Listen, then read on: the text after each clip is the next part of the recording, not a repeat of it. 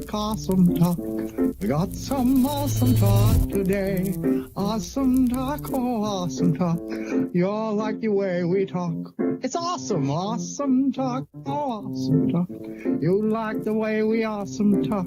It's awesome talk, fucking awesome talk. You like the way we talk. It's fucking awesome. Woo-hoo. Yeah. And I think are we live yet, or what's going on now? There was a new face on the stream. We are live. For Reals Live. For Reals Live, yeah. For Reals Live. What's up, everybody? Welcome to Awesome Talk Season 14, Episode 1 on August 27th, 2021. This is our, well, sort of, it's our first. I will say that it's clearly a fuck up already because it still says testing as underneath our fucking Oh, name. does it? Does it? Yeah, and I still have some other bullshit on the screen, too. Don't think we can change that now. Oh, I can change it. Yeah, you can. Cool. You can go to Do it live. There we go. There we go. All right, now we're live. Now we're live. There are a Yo. bunch of inexperienced Twitch streamers streaming with some very experienced Twitch streamers. Yeah. Yeah, that's right. Not that we're inexperienced streamers, you know. Generally at all. speaking. I mean, this is season 14 of Awesome Talk, for fuck's sake. Like, we've been at this for a minute. But for those of you who are watching us on Twitch, which there seems to be a bunch of people showing up on Twitch, which I love to see. We were on Twitch before Twitch was Twitch. We were on Twitch when it was Justin TV, which some of you fetuses have no idea what the fuck I'm talking about. Blew my mind. Right? You know what I'm saying? Like, Anyone that even remembers Justin TV, man, like that was like the live journal of video streaming. It was just like lonely people talking to a camera and like singing, but like drunk. Yeah. Into the wee hours of the morning. It was the live journal of MySpace. Or if you were watching early enough, you were literally just watching Justin. Yeah, it was just one dude. It was just one dude. It was just like, you know, MySpace with Tom before he got his top 8. right. I thought it was nuts. You'd watch Justin go and just live his life. You're like, oh, what are you doing? I'm just watching this dude take out his trash and pay his rent. Like, why? He's just being Justin. That's all. He's just being Justin. Mike in the chat said he downloaded Twitch just so he could keep watching. Thanks, dude. That's really awesome of you. We're trying to hit our first goal of 50 followers. We are. Which is what I had indicated to Richard to put in where it says testing, but you know. I'm just trying to, okay. All right. I don't know what's going on. So some things are working, some things are not working. What can I say? What can I say? Some things are working, some things are not that working. there's going to be a Beverly Hills Cop 4 made by Netflix? Can I just say that was the first topic I was going to bring up tonight? You're welcome. Netflix is doing all the sequels. Look, listen. Netflix really All of just them. like, fuck you guys, I'm doing it. If it's hit, then we still get money. If it's missed, we still get money. They did a gender bender of she's all that. Now it's he's all that. Oh yeah, I saw a yes. picture advertisement for it. There are no original fucking ideas left. Ever. But can I Yep. say something about that?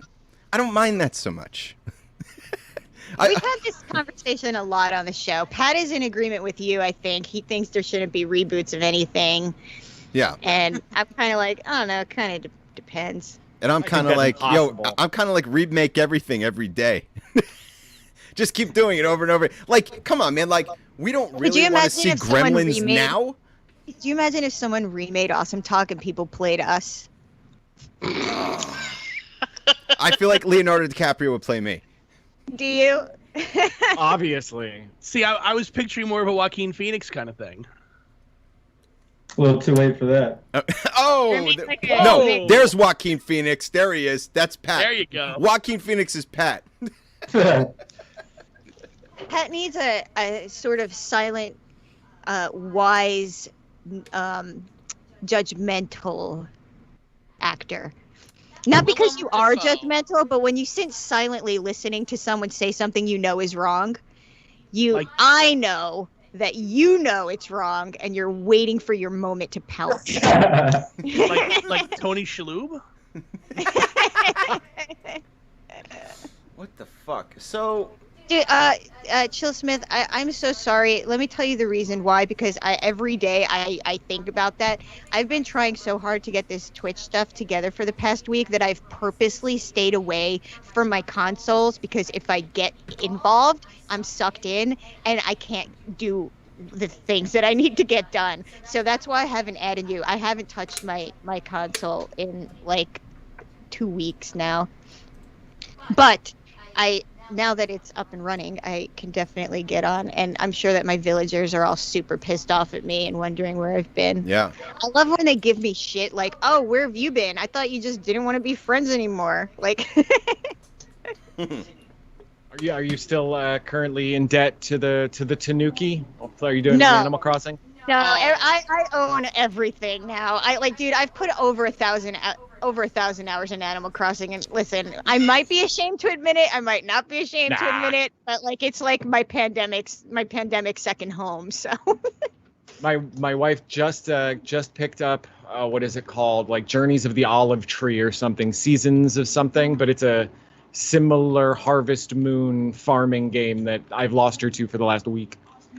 Whoa, Harvest Moon. That just unlocked a memory on the GameCube. yeah, I'm pretty. What a Honestly, wholesome they're coming out with a new Harvest Moon. Sarah What's is this? Sarah is the Wilson Fisk of Animal Crossing. I've given the raccoon his money. You guys want to hear something funny? I'm not much of a gamer, right? But like every couple of years, a game will come out that like out of nowhere hooks me in. So right now, that game for me is Red Dead 2. Oh yeah. And the thing is I'm such an like I'm on Twitch being like, yeah, I'm an inexperienced game, but I am an utterly inexperienced. I have nothing on her, and so I didn't know how half the things that I was supposed to do worked. So when I figured out that I could buy things, I had so many thousands of dollars saved up that I fucking bought everything. Yeah, like, he's like, I just don't like he'll look at the menu system and he's like, I don't understand. Like, I don't really get how skill trees work. How do you know how to do that? And I'm like, it's really a gamer thing, like, because lots of games sort of have the same templates. Like, they have skill trees. They might be slightly different, but they all do the same thing. I'm like, there's certain things that just cross over between games. I'm like, for example, if you see a chicken, it's going to fuck you up. It doesn't matter what game you're in. It's going to fuck you up. What a weird It's list of true. things, like gamer privilege. We just understand the basics because we've been playing. Like, I wouldn't even thought Yeah. skill tree would have been the thing that would have held you up, but it makes sense because it's not, unless you've experienced it, why would you know it? Yeah, it really isn't necessarily all that intuitive if you've never encountered it before. There is a listicle somewhere in there. I had absolutely like no idea. Like I started playing like Cyberpunk 2077 and I looked at Sarah and go, what is this octopus of shit that I'm supposed to locate, that I'm supposed to add numbers to? I don't understand what I'm doing here. And I never get any better at it. And like my explanation, I feel like doesn't help because I'm like, imagine rolling the dice to decide like your strengths and weaknesses. This is basically like a digital version of that. Okay, so like you have charisma and you have, and like this explanation does not fucking help you at all. Oh, man.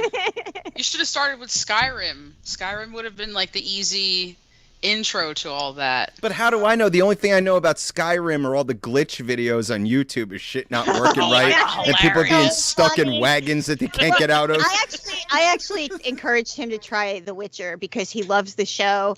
I assumed he would yeah. be really into the game, but right now he's really into Red Dead. So like that's Yeah. good. I'm actually shocked at how far into the game he already is. Dude, I did like 46% of the game so far, which I Damn. feel like is a lot because she's like the type of person who like runs from the start of the game to the end as fast as fucking possible, and she doesn't stop to do anything. I collect every coin. I do every side mission. I do every single thing a character asks me to do. All the side, you're a side Oh. quest hoe. Let me tell you something. I'm not just a side quest hoe on games. In my real life, Sarah God. tells me I'm addicted to side questing, and But, that's why I never so, get like, anything done. But no, so yeah, so like if he has to do something, or I'll be like, hey, can you get that for me? From the point A to point B, he's taking point F, G, Z. I have to, tie my shoe real quick. Then I have to go organize the cabinets. And I'm like, stop fucking side questing, dude. I need you. Focus.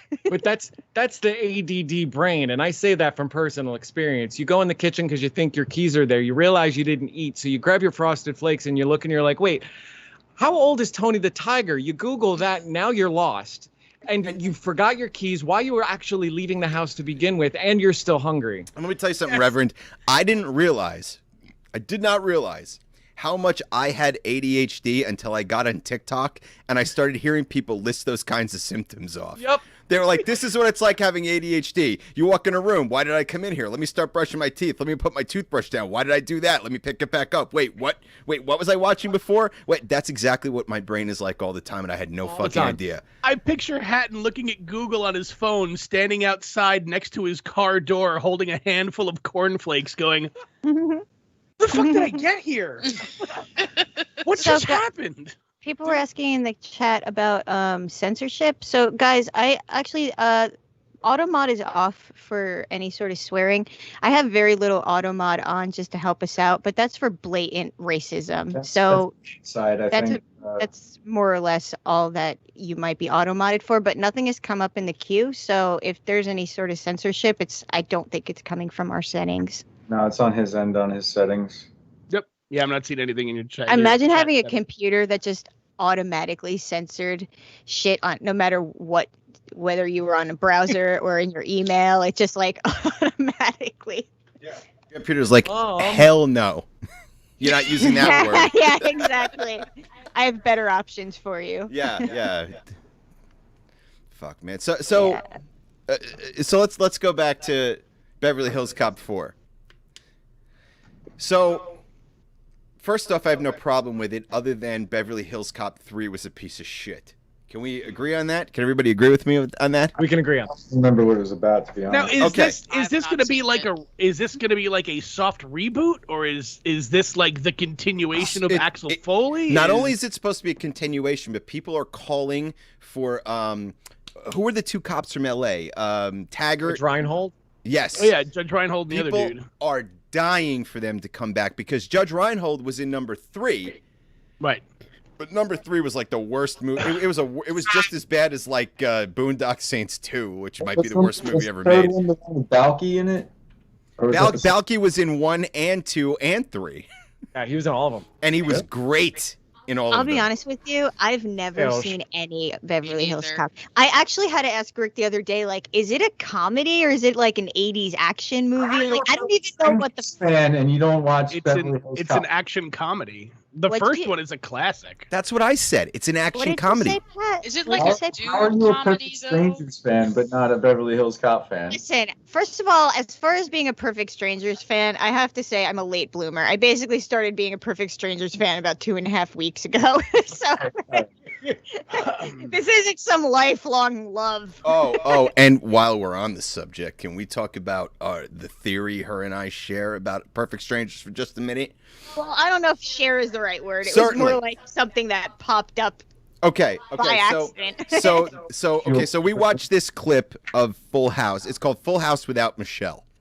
And what they do is you can find clips on YouTube of Full House with Michelle taken out. And the premise is It's that Danny so Tanner awful. is going through such an emotional disaster from the death of his wife that he invented Michelle to deal with it. And now everybody that knows them is just going along with it, and it's getting out of control. So we watched that.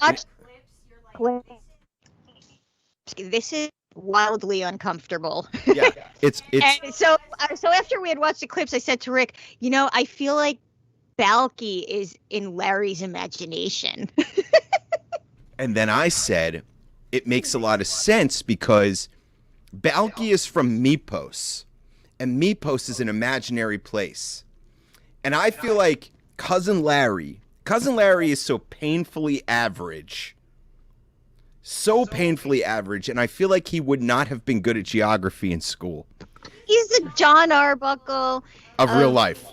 Yeah. He's a John Arbuckle of real life. He's John Arbuckle to a T, even looks like him from Garfield. Okay. Ties that back into this premise because I mean it's sort of a run on the Garfield without Garfield, which is brilliant. Exactly. Oh my God! It is. And now it's getting worse.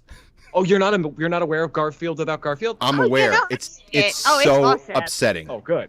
So It's, upsetting. Again, wildly uncomfortable. Now, Very. let's imagine that Cousin Larry answers the door in episode 1 and there's really actually no one standing there. Maybe he's losing his mind because he's failing in Chicago. You know, he moved to the big city to really make a name for himself, but the guy is so average, it's painful.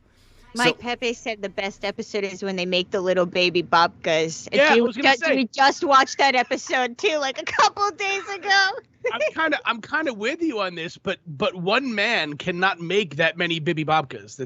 It's not possible. So there has to be somebody else there. If that's a pregnant the woman could lift a car to save a baby, Cousin Larry could make that many babkas by himself and his imaginary cousin. I mean, that's like saying that Tyler Durden couldn't start a fight club by himself. I mean, he kicked his own ass to get that shit going.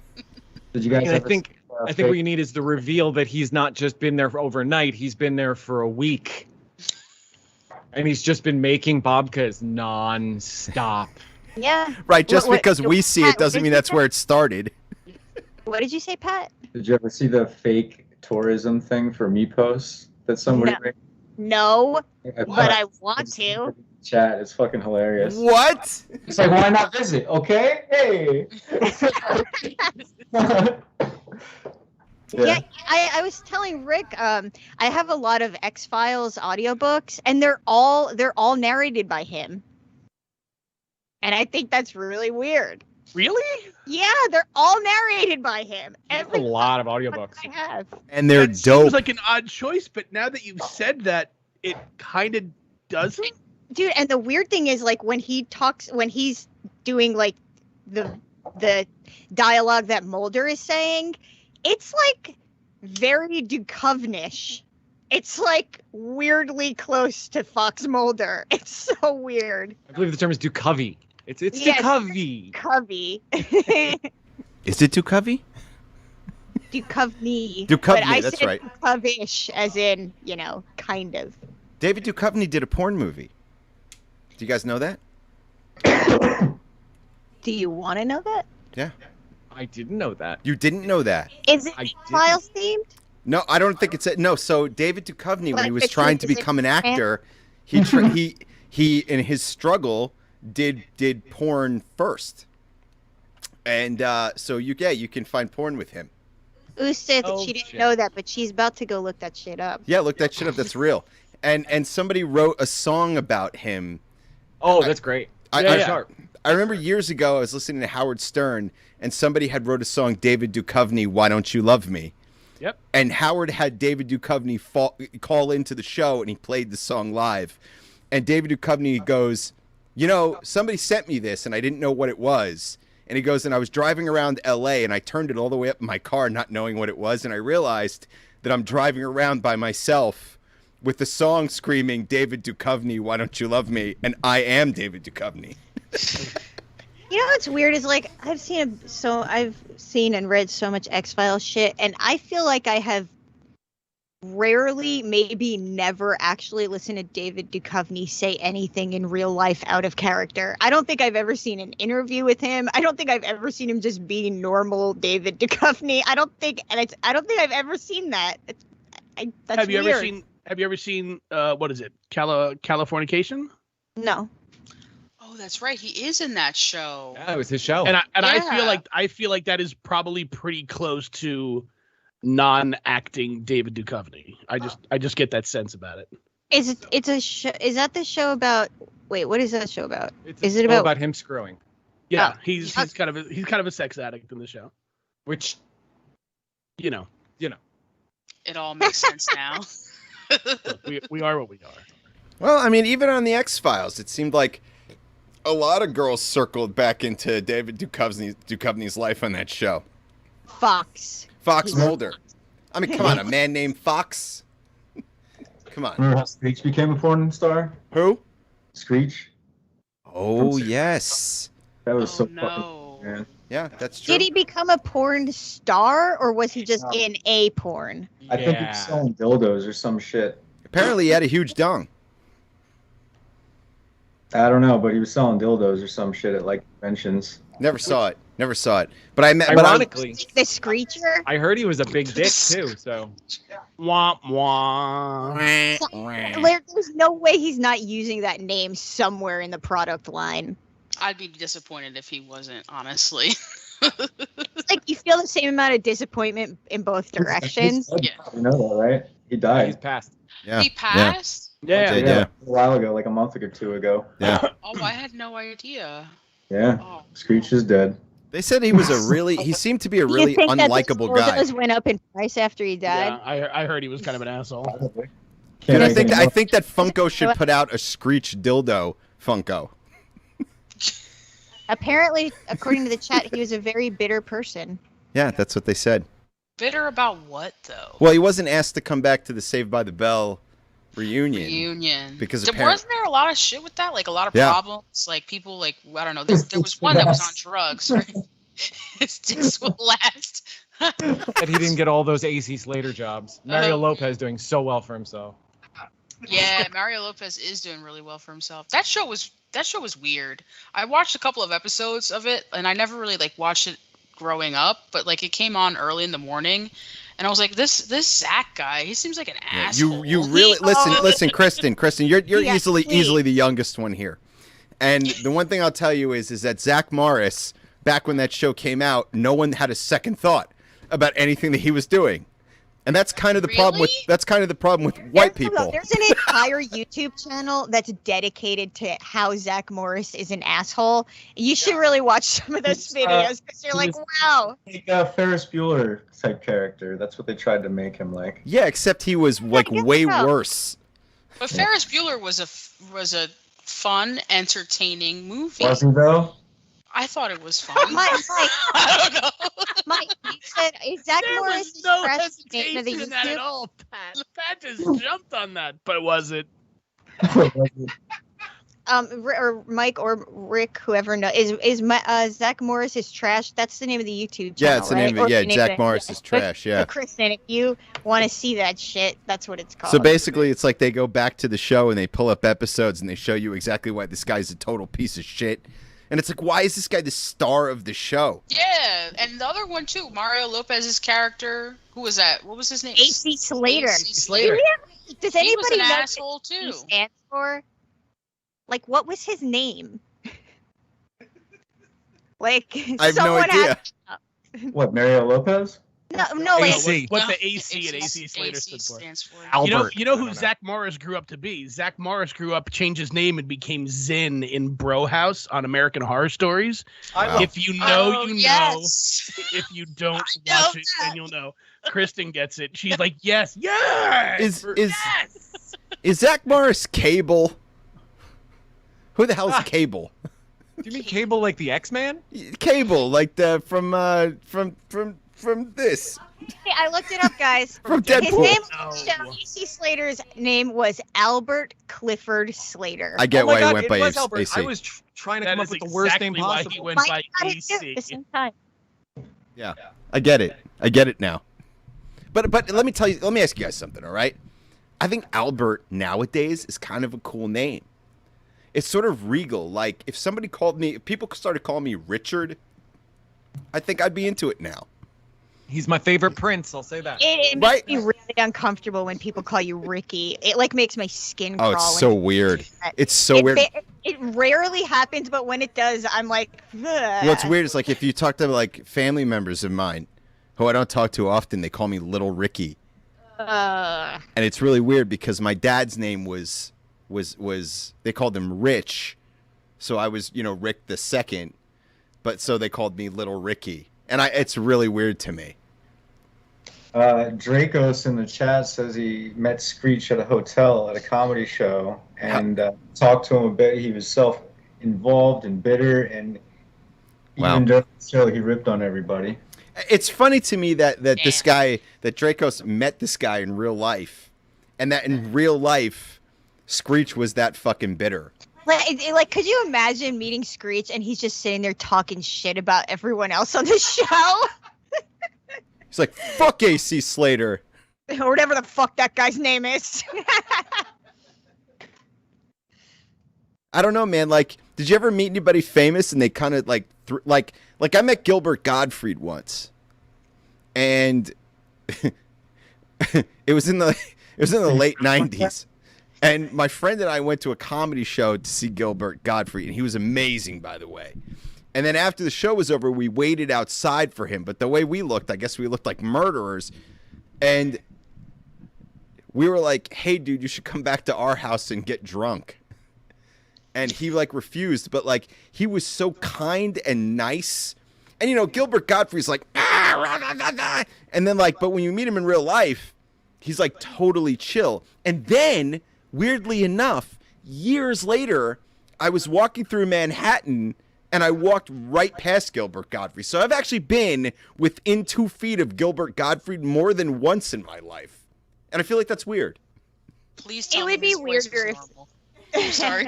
Okay, so Yeah, I'll tell you, amazing. Kristen, I'll tell you exactly what it was like. I went to shake his hand, and he shook my hand very daintily, Gilbert Gottfried. And he went like this. He was like, "Oh, hello." No. That's And- great. And my buddy and I were like, "Hey, man, like, we're big fans. You should come get drunk with us at my house." Because, you know, at the time, I was a kid, you know, and like, my parents were getting divorced, and I was like, how crazy would it be if I showed up at my house with Gilbert Gottfried? That'll fix everything. That'll fix the whole family. That'll keep them together. The relationship counselors here, guys. Hi. You guys are gonna love each other. You guys are gonna love each other. But So, like, but he wouldn't go with us. Godfrey impression that was spot on, and he talked about these giant horses and mini horses, and like he was just doing it in his voice, and it was just fucking hilarious. I don't even remember the guy's name. It was like some local comedian we used to see sometimes. Dude, I'll tell you, man, if you want a good local, like if you want to go to a good comedy show, see Gilbert Gottfried. So good. So good. I would say that's probably one of the best comedy shows I ever went to outside of, and we're going way back, you guys, but the Traveling Virus, Opie and Anthony. I was there, sir. What year? Shit. It was the last year. It was well, no, it would be this. I don't remember which year it was. Second It to was last Bob year? Saget. Yep. Let PNC me Bank see. Art Center? Yeah. Okay, it was Bob Saget. It was Louis C.K. It was Yes. Jim Norton. It Yes. was Louis Black. Louis Black. It was, who was the guy with the puppets? Oh shit. Come on. Fuck was that? Somebody in the chat. Who the hell was that? Yo, recording's in the Reed. chat. What's up? Recording. And Mike for anyone said who that. has anyone who has been here since the intro ran, recording is the lovely, wonderful voice you hear singing in our intro. Yeah. So yeah, for you guys who don't know, recording is the guy. I don't know if you guys remember James and Podcast Rob, but at the start of the pandemic, there was a gentleman whose video went viral, and it was like an older gentleman playing piano, and he was like, "Lip it up and lock it down and stay the fucking home." You're trying to do an impression of his singing. Live it up and lock it down and stay the fucking home. That No was one can even touch his singing. Yeah, like it's we so can good. all try, but it's not gonna happen. so good. I'll tell you what, man. I'll tell you what, Robert E. Kelly. Let me tell you something, man. That fucking TikTok ban is bullshit for you, my friend. Yeah, I know. We were really upset when we saw that. Yeah, I made it. Somebody asked me about it, and I was like, "Look, listen, my fucking friend with the rainbow suspenders, who's fucking singing songs about peace in the piano, is certainly not doling out hate speech. So whatever the fuck TikTok thinks they're doing, they need to knock it off. Oh no. Get your shit together, Get your TikTok. shit together, TikTok. I'm watching you." So since we're on the subject, I'm just gonna throw it out there. I don't know what it's gonna lead to. I don't know what it's going to lead to. First of all, the chat's on fire. I want to thank everybody who's watching us tonight, and I want to thank everybody on Twitch who has come to the Awesome Talk page and who is joining us. Season 14, episode 1. Thank you all very much. I want you guys to comment and tell me what you think about a new Ace Ventura movie, which, by the way, I've been saying since Ace Ventura 2 that there should be an Ace Ventura 3 because it is one of the funniest fucking franchises ever. Is it though? It's pretty I'm funny. with Sarah on this. Is it? I thought it was pretty fun. I love Jim Carrey too. They bring him back. I'm in. I'm in on it. When he climbs out of that rhino's ass It's in number fucking 2, hilarious. it's one of the funniest things I've ever seen in my whole life. Oh yeah, it's hilarious. Dude, I'm sorry. I almost said limo. Lim makes a good point. Could he put himself in that role again? I'll be honest with you. Everything that I've seen of Jim Carrey since the last time he's done movies makes it really hard for me to see him become Ace Ventura. Like, he's like deep, dark, like fucking, and like to see him be like, it just would Hold feel on. really But don't different. you think, are we arriving at a place in time where it's kind of like some of the darkest people in the world make the best comedians? No, they do, but we're talking specifically about a certain character. And Okay. this isn't a dark funny guy. This is the stupid funny guy. This is Jim Carrey when at his most Yeah. rubbery. Yeah, that's maybe the best way of putting it I Yeah. could have ever imagined. Yeah. I don't know. Maybe they'll make another Mask. I'll take another Mask movie over another Ace Ventura movie. I think. I've never seen The Mask. No, me it's neither. Hilarious, and they had the cartoon show that was in like Ace the Ventura early was way '90s better. too. Then the Mask, really? Yeah, the mask was kind of. I mean, if they made an Ace Ventura movie where Ace Ventura has suddenly ripped through the fabric and has seen the other side of the void and like has come in contact with all of like the from beyond H.P. Lovecraft bullshit and Oh now my has God. to exist back in his regular world doing his Ace Ventura shit, that could be funny. Okay, But that think it's I the might only- actually be I interested think that's in. the only Ace Ventura character that Jim Carrey could really portray at this point, because like you said, he has taken a hard left turn and gone completely down a different path. So I from don't where really he was. remember, like, I don't really remember all the Ace Ventura movies, but like, where does Ace leave off the last time we saw him? Like, what was his deal at the end of the last movie? Bring me back to the Ace narrative. Yes, please. I need He's to a So understand. good Detective. question. So he had to save a bat in the second movie, and that was the only animal that he was sort of adverse to. He loved all animals except for bats. And that was the whole fucking thing. And by the way, part 2 I thought was also funnier than part 1. It also holds up better. Because Holds part up. one, you know, I almost feel shitty saying it this, sounds but like you're having some emotional turmoil. I'm over having a there. little bit of emotional turmoil because part 1, at the time when it came out, the idea that the main villain was a transsexual was like a whole like mind-blowing thing. Yeah. You know? And like nowadays, if somebody tried to pull that, we'd be like, all right, what's the issue? Yeah, the whole shower scene wouldn't have went over well. Probably It would not have gone over well. It would not have gone over well. Like, oh my god. Right. Yeah, he had like what was it, the plunger at one point? And Yeah. He was like. Would have gone over well. Not nowadays. People wouldn't do that nowadays. No. No. You know? So I feel like even Jim Carrey is probably fully aware of 100%. those- 100%, man. Look, man, we talk about this in the show all the time. We talk about how, like, it even in our past, there are things that were considered acceptable at a time that now we're looking back on and going, wow, maybe that was shitty. I mean, we were just talking about the traveling virus tour. If there was not a more 100%. collective group of men who regret their speech, it is Yeah, that Louis tour of CK. comedians. James, let me tell you something, Reverend James. Yes, sir. When I went to the Traveling Virus, right, that was like, this is a level of comedy that, like, it's a kind of comedy that wouldn't resonate now. No. It wouldn't. And at the time it did, and I also feel like the audience has evolved or devolved in a lot of ways too. I feel like once upon a time you could make jokes that were insanely offensive, but they offended the right people. Now those same people are starting to embrace certain shit in a fucking twisted way that doesn't make sense. Sure.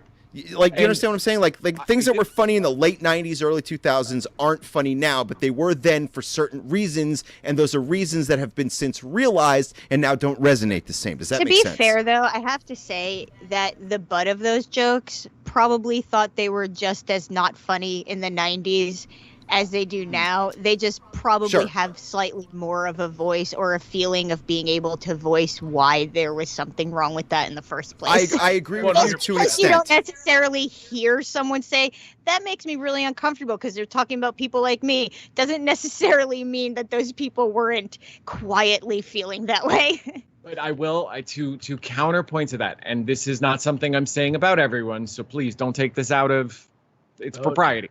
But I'm gonna. Fair enough. I think that there is a modern inclination, there is a voice of the offended where there is a sect of people, and this is not determined by any one group. This is just there is a type of person out there that is empowered by their ability to be offended by things. Oh, yeah. 100%. But I don't think that those people necessarily take up as much media room as they get accused of either. Like, so for example, like one of the conversations that keeps coming up is cancel culture. And I keep questioning myself as to whether or not cancel culture is actually a real thing, or is it accountability culture? Yeah, it's Sometimes exactly what I it think is. It's cancel accountability culture is a rare thing. And I think accountability culture is growing in power as it should.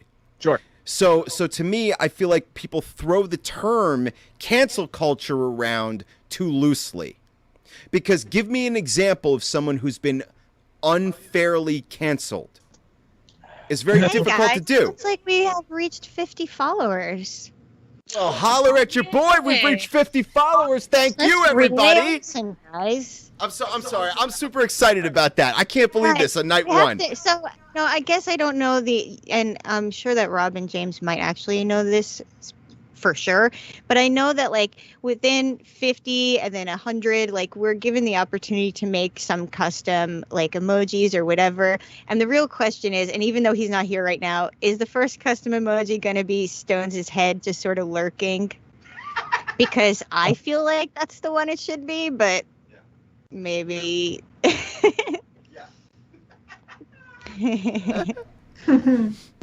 So go ahead, James. I'd like you to respond.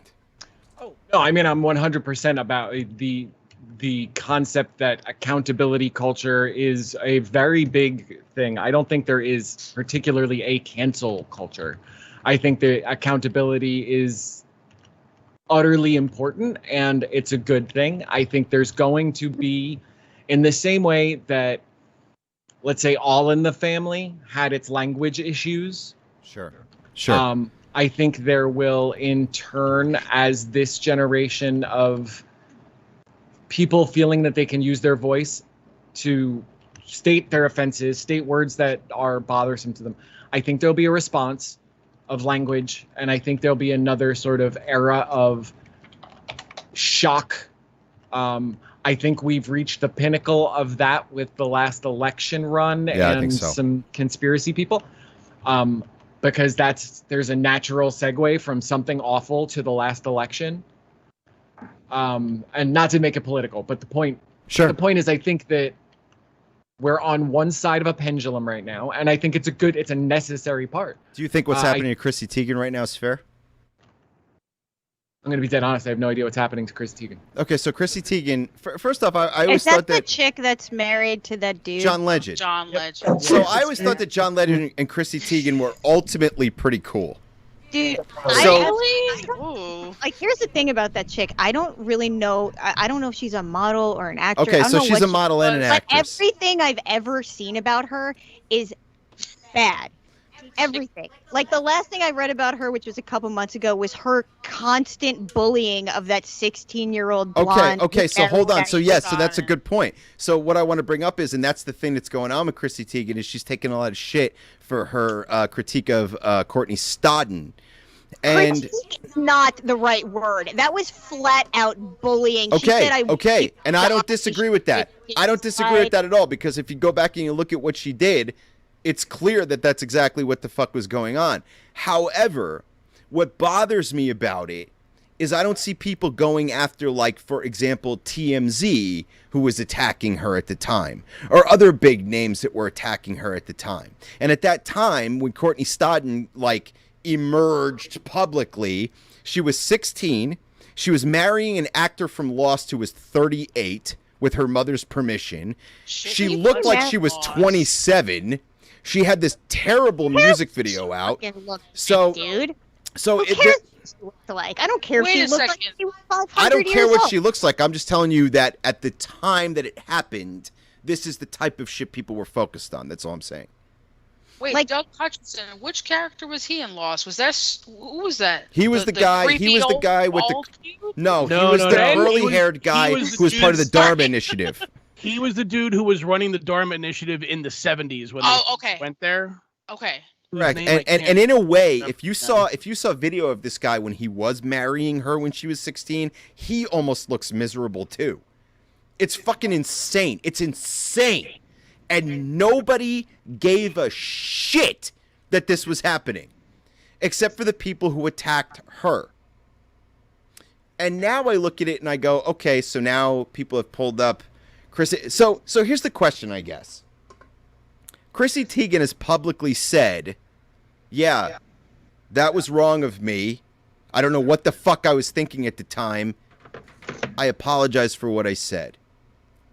And she's still being attacked. So I guess my question is, when something like that happens, right, and it's digitally recorded on Twitter or Facebook, should someone, based on who they are since that time, have an opportunity to legitimately apologize and get another chance? I guess it depends on what you mean by another chance, because how is giving her a chance in the first place? I don't even know what she fucking does still. Like, it's not like I'm not watching her movies or her music or whatever the fuck she's contributing to the world. She's But, like- contributing absolutely nothing. But the way I I see think it is she's like, I think she's Absolutely nothing. LL Cool J's MC sidekick on Lip Sync Battle. yeah. Oh, now The- I know who the we're way I talking see- about. So, Rick, give me the confirmation code that was sent to you. Sorry. It's got to find me on my level. It's, The way that I see it is simply like people change, and it's up to you to decide if you're willing to accept that there's a possibility they did. The way that I look at it simply is like, you're a woman with an unbelievable amount of money who's taking time out of your personal life to personally assassinate a child who's being basically taken advantage of by an adult. And how dare you do that, no matter how much it doesn't matter if she looks like she's in it for the money. It doesn't matter. She's underage. To me, that's all I fucking care about. She's underage. Leave her the fuck alone. Like, it's wrong. If you see a child bride, are you going to be like, fuck you, you're a whore, I hope you commit suicide? Like, that's crazy. It is crazy. And just because she has bleached blonde hair and big boobs doesn't mean that she's an easier target. Like, she shouldn't be an easier target because of those reasons. So, in my opinion, it's like, you're a female going after an underage female who's being basically sort of taken advantage of by an older man. Why aren't you going after the older man if you feel the need to get involved in this at all? Same thing with Rachel Black. The big thing that Courtney Stodden dealt with wasn't just her looks or whatever. It was the fact that she was trying to also put out music and music videos that were embarrassingly bad. And at that time, people felt like they had the fucking right to attack her for that kind of shit. Wait, you mean did you just say Rebecca Black too? Rebecca Black was Friday Girl. Yeah, she went through the same thing. And if you look at interviews with Rebecca Black now, she went through a whole thing of depression and bullying and all kinds of crazy shit. People were telling her to go kill herself, and yeah, that was fucked up. But I mean, Chrissy Teigen, the whole thing with her, she never really apologized to Courtney Stodden privately okay. or publicly. She just like put out a tweet and was like, my behavior was disgusting and like I'm so sorry. And then Courtney Stodden actually tweeted out like, okay, that's great. Now can you actually like apologize to me? And she never did. So okay. All right, got you. Feel you. Yep. But also fuck Chrissy Teigen because she just like, damn. I don't know. I just never liked her. I feel like she's on that like fake woke high horse. I'm better than everybody, and like I'm not going to give anybody a chance to like have an opinion and like try to have a conversation. And she just was like very mean on Twitter, and she bullied a lot of people on Twitter too. Wow. And yeah, so fuck her. But is that something that has continued with time, or is it something that she deserves to get? Like, okay, we see you did that 8 years ago, but you're not doing it in the last 5 years. Should you be? Should we rethink you? No, I guess is my her. question. Not her. Not that. Because if she was really, there are people who have done and said dumb shit like 8 years ago or however long ago, and like I can't think of anybody immediately to mind. Like James Gunn is a really good example. James Gunn, exactly. He said some dumb shit, and everybody was like, you know what? It's okay. You said that in the past. Obviously, you don't think the same way now, but that's cool. With Chrissy Teigen, I feel like she just like, it just seems so I don't know, like it just doesn't seem genuine. Like she just doesn't give a fuck. She's just like, the fact that she never really apologized to Courtney Stodden after telling a 16-year-old girl to take a dirt nap and like you don't reach out privately. I don't know. I don't know. I don't think she's a good example. Okay. No, this is the type of shit that I want to know, because all I know of her is her spreading positivity. That's all I've ever seen. And her and John Legend out there doing that. And I go, okay, people are really mad. And the Courtney Stodden thing, the only thing that throws me off about that is I feel like there are much bigger players in that led to her feeling like shit and being treated like shit than Chrissy Teigen. Like, I feel like TMZ went after her at that time. Dude, and a lot of people went after her at that time that were like big deals that sort of created this thing around her. I hate arguments like that. Like if you see someone doing something, you're like, yeah, but this person did this thing. It's like, okay, fine, but we're focusing on this shitty thing this shitty person did. Like there's a lot of other people doing shitty things, but like, does that mean we don't address anyone because then there's other people that are also shittier? You know what I mean? Like, yeah, okay, I can appreciate TMZ that. was Sure. also shitty, but for whatever reason, this caught someone's attention, and that's what they happened to pay attention to. I didn't know that because I didn't know who any of these people were. I don't fucking watch TMZ or read it, so it wouldn't even have occurred to me. But I don't think that it should be a situation of like, well, what she did was utterly terrible, but this other person did something slightly more terrible, so let's not focus on what she did, you know? I don't think it's an issue of let's not focus on what she did, but we also need to focus on the other people, and that's kind of the other side of the coin, where there are people who are still to this day doing shit far worse as far as bullying and doing that shit than Chrissy Teigen did, and like they apologized for it last week and then 2 days later do the same shit again. Sure. Yeah. and get a pass for it. So it's Sure. not that we should go back and give Chrissy Teigen a pass for her maybe half-hearted belated apology, but it's all these other fuckers who are still doing the same shit, apologize, and then the next day do the same shit again that get a pass. It's the problem. And to circle back to something that you said before, it's not cancel culture, it's consequences. And Sure, the only people who call it cancel culture are the people who don't want to be held responsible for their consequences. Yeah. They want to play the victim all the time because they don't want to be held accountable to standards, but they'll use that buzzword and that term for everybody else. Oh, they're trying to cancel me. They're trying to cancel me. No, Steve, you're just a fucking asshole and need to be held accountable for it. God damn it, Steve. And a lot of times I think that's the case. A lot of times I think it's somebody acted like shit or did something shitty and now they're being held accountable for it. And I'm trying to find examples of what people call cancel culture that's not fair. And the thing is, it's like I have a difficult time. Like I just mentioned Chrissy Teigen, and honestly, I'm getting schooled on it, and I'm glad that I am. No, don't be sorry. I want to be. Because I want to know. James Gunn's a good one. James Gunn is a really good one. James Gunn, sure. What's his name? The guy who makes Rick and Morty. He had problems too. Yeah. And he made a public. Not only did he make a public apology, but the woman who accused him of sexual harassment publicly came out and said, if there's any man on earth that should give a master class in making an apology, it's him. And she accepted his apology. And we all moved on. And then compare that to, Louis C.K., as we mentioned before, who has Sure. not gone and apologized for anything, came out, did a random comedy show where he didn't even address it, just continued doing his comedy bit, and then promptly disappeared back to the ether because he ate a lot of shit for it, for good reason. Oh, he did do a comedy bit about it.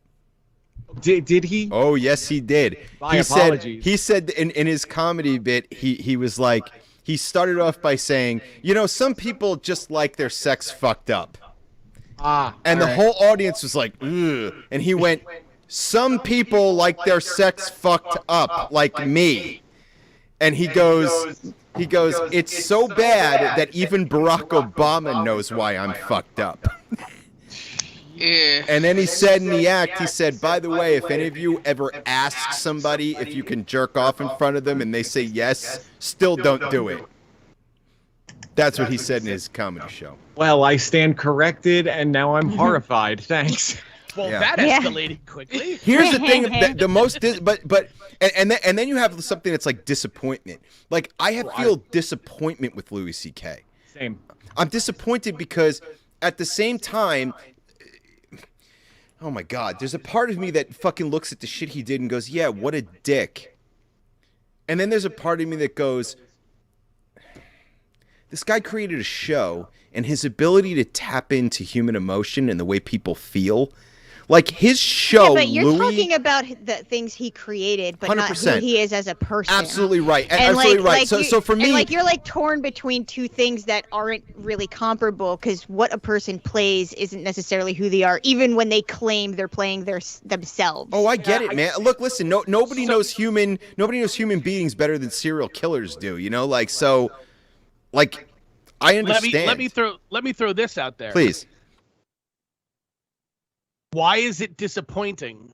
Because of the person that he is, or Yeah. because of the person that you in your brain Yeah. wanted him to Okay, be from so watching? it's disappointing not because of his comedy, because I've been listening to comedians who fucking cross lines my whole life. Sure. It's because when I watch the shows he's created, like Louis, and what was the other one he did, the more recent one that was on Spike TV or whatever the fuck it was. Oh, Harold and Maude. No, Harold and, the fuck was it? but the bar.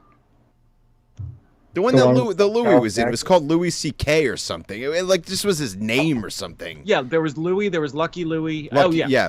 But both Sorry. of those, right? So there's something very, very amazing about both those shows to me, which is he has a way of tapping into the gray areas of human emotion that is phenomenal. And he does most of the writing, the directing, the producing on that show, and that shows me that he can do that. So to me, it's disappointing because I go, dude, how are you this in tune with the way human beings feel, yet you do shit like this that tarnishes how you treat those people in that you know how they feel. You know what I'm saying? It's disappointing to know that he knows that well and is fucking up that way. Well, the thing is, a lot of people know when they're doing something they shouldn't, and then there's the people who know that and don't do it, and know it and do it anyway. So he's one of those people, and you wish that he was one of the other. I don't know. It just bums me out. I hear what you're saying because I felt the very same way about Louis C.K. because there was a period of time where if you were to ask me who the best comedian in the world is, the one speaking their truths, the strongest, the one who has tapped into something that no comedian was doing, it would be him. Sure. There was a minute where he was comedy. Yes, agreed. And for him to fall down so quickly from grace, and for when I see him to realize this is a guy I vouched for to some degree, not like I have any personal stake in his career, but there is a personal hurt that's involved in it. Yeah, it's weird. It's like people really, it's almost like they stand up like for a family member or something. Yeah. You know. You know what it is when somebody like that is integrated into your life in such a way where you reference them constantly, you you kind of like look up to them as a writer, and then they do some shit like that. It's just like I feel like some people just need a minute to process it. Like the amount of my heroes that have turned out to be scumbags is really fucked up for me. But it also fucking says a lot to me about the time I grew up in. Think about how many, but I mean that even it's so sort of mirrors real life. Oh my god, it sounds like a fax machine. It sort of mirrors real life. I mean, think of how many people now that you're, older, like how many people did you think were really good people in your life that you've met or were acquaintances with or whatever, and then you found out some dark shit and you're like, I never would have fucking thought in a million years that person would do something like that. Sure. Whether it's like they went drunk driving and killed someone or something, but they're like the nicest fucking person in the world, and they did some horrible shit to someone. Yeah, and rough. You know what I mean? It's the same thing. Like, it's rough. Dude, people can do dark shit, but not necessarily represent themselves. I mean, rapists don't walk around just with a shirt on that says "I'm a rapist." They're normal, fucking. They have friends that love them and family that love them, and people that would also say he would never do something like that. I wanted to say in the chat that Scott said, "I've always liked George Carlin's comedy, but he was a shit show as I got older." And that's interesting to me because George Carlin is probably, to me, one of the most interesting comedians to talk about, because I also feel that guys like him and Bill Hicks would change their act by now. Yeah. Right? Like, because I feel like those guys were awake enough to where one time something was acceptable or not, fuck the word acceptable. It's not acceptable. At one point, something was a social norm. I have to make clear that there's a difference between acceptable and social norm. Because when something is a social norm, okay, it means that the person is doing something without any question whatsoever about whether or not it's right or wrong, because they've been told and taught that it's right. Like I've talked on this show before about how in the 90s people would sling the word, the FAG word around all the fucking time. And like people did that because it was socially normal to do that.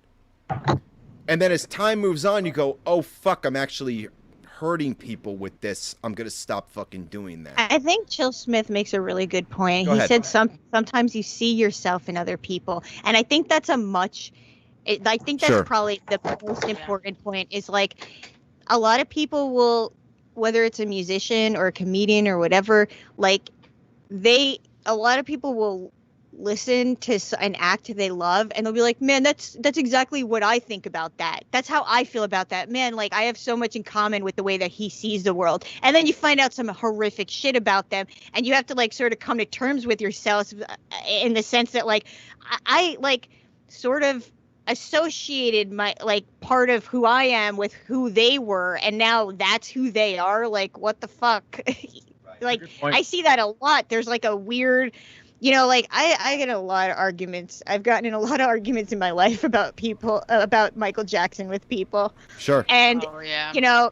Not about whether or not he I'm sorry, I'll be right back. Not about sexual contact with children. I leave that off the table. But my argument is always, because I always hear like, oh, he was just childlike himself and he loved being around kids because that's where he was in his head. And my argument is always, if there was a 50-year-old man in your neighborhood that was just really childlike and really loved kids, and your kid had cancer and he paid you a fuck ton of money to pay for the cancer treatment, and in turn he slept with your kid, not sex, just literally slept next to them, do you think that would be fucking okay? The answer is always no. So the fact that they love Michael Jackson as a singer, love his music, blurred the lines of how okay that then became. And I have a fucking problem with that. I think that's really, really disturbing. And like, yeah, fans associate themselves to a degree with the the acts, the music, the writing that make them feel something. And it's hard to acknowledge that the person who wrote it was flawed or criminal, to whatever degree they were. Because some people might think it says something about who they are, which isn't necessarily true. But it's easy to see.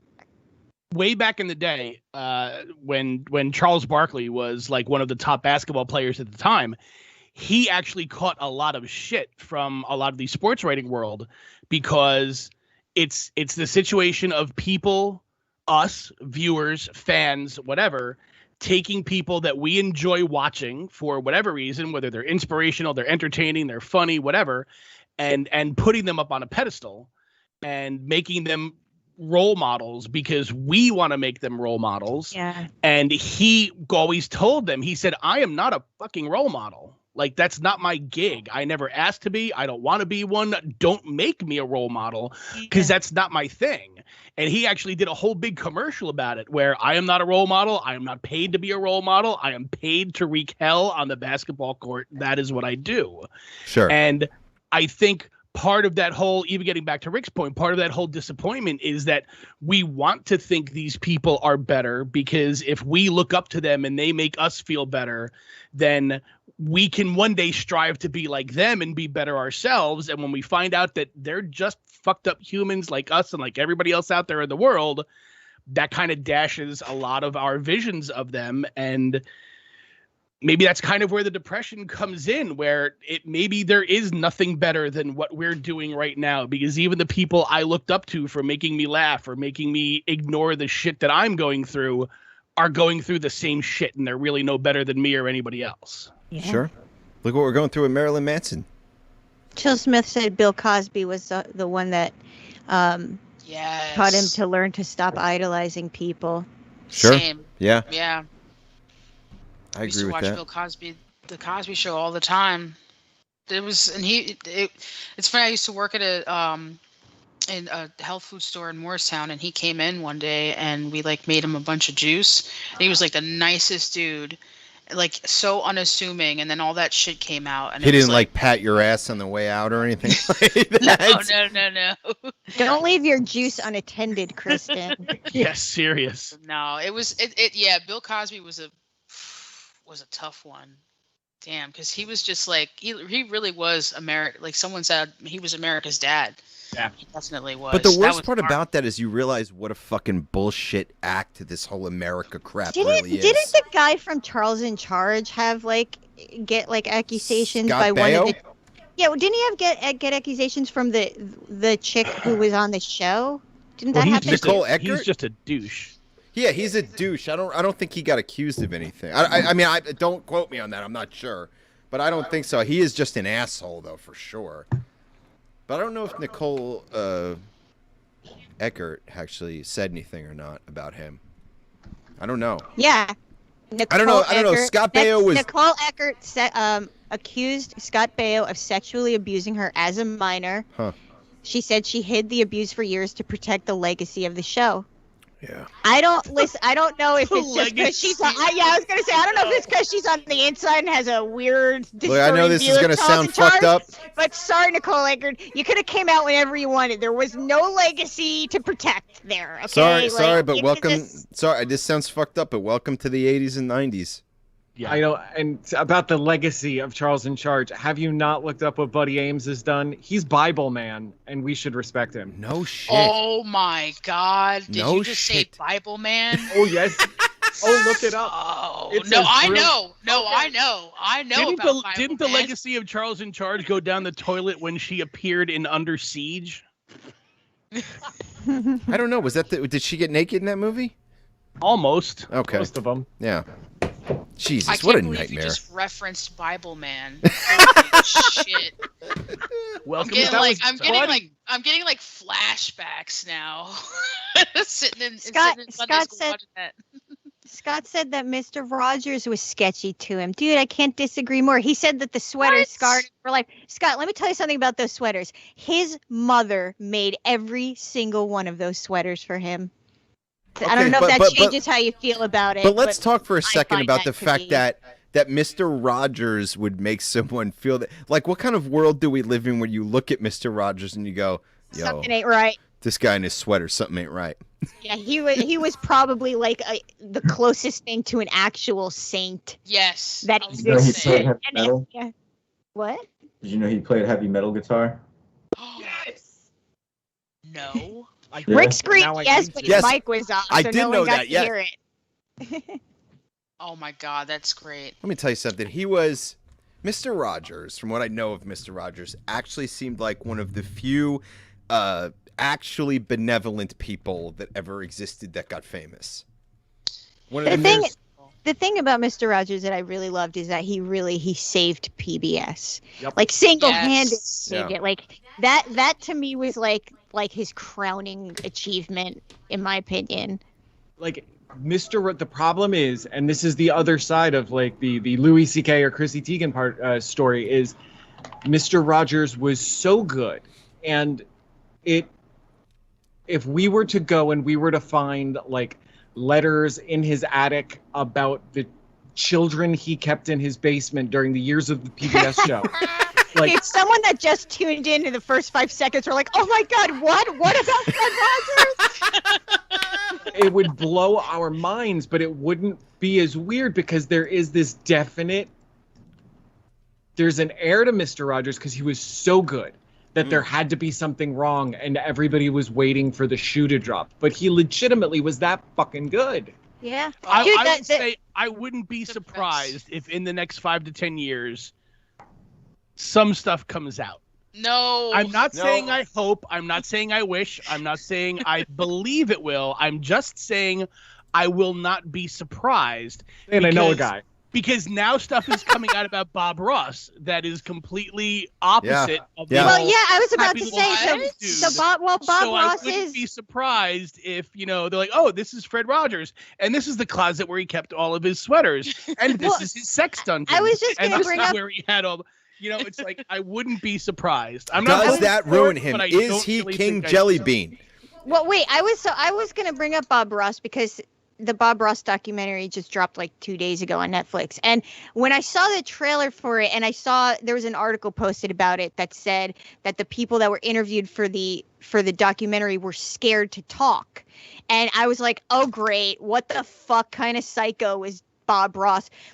And I haven't seen it, so if I'm spoiling it, it's by accident because I'm just taking guesses. It looks like the drama from that documentary isn't really Bob Ross doing something wrong. It's actually people stealing from him. Oh, So it's no. not really that he was fucked up. It was that people sort of fucked up his legacy. Well, I feel like their marketing campaign is bullshit then because it makes it look like we're all watching to find out what's wrong with Bob well, Ross. they need Well, to they The need to people- sell it to I haven't you. seen it yet, but the people that were afraid to talk are the people who own the rights to the Bob Ross empire, which is not the Bob Ross family. Yeah. But there are also a lot of rumors that apparently Bob couldn't keep it in his pants quite often. So He reminds me very much of Is like that a bad? Manson family member.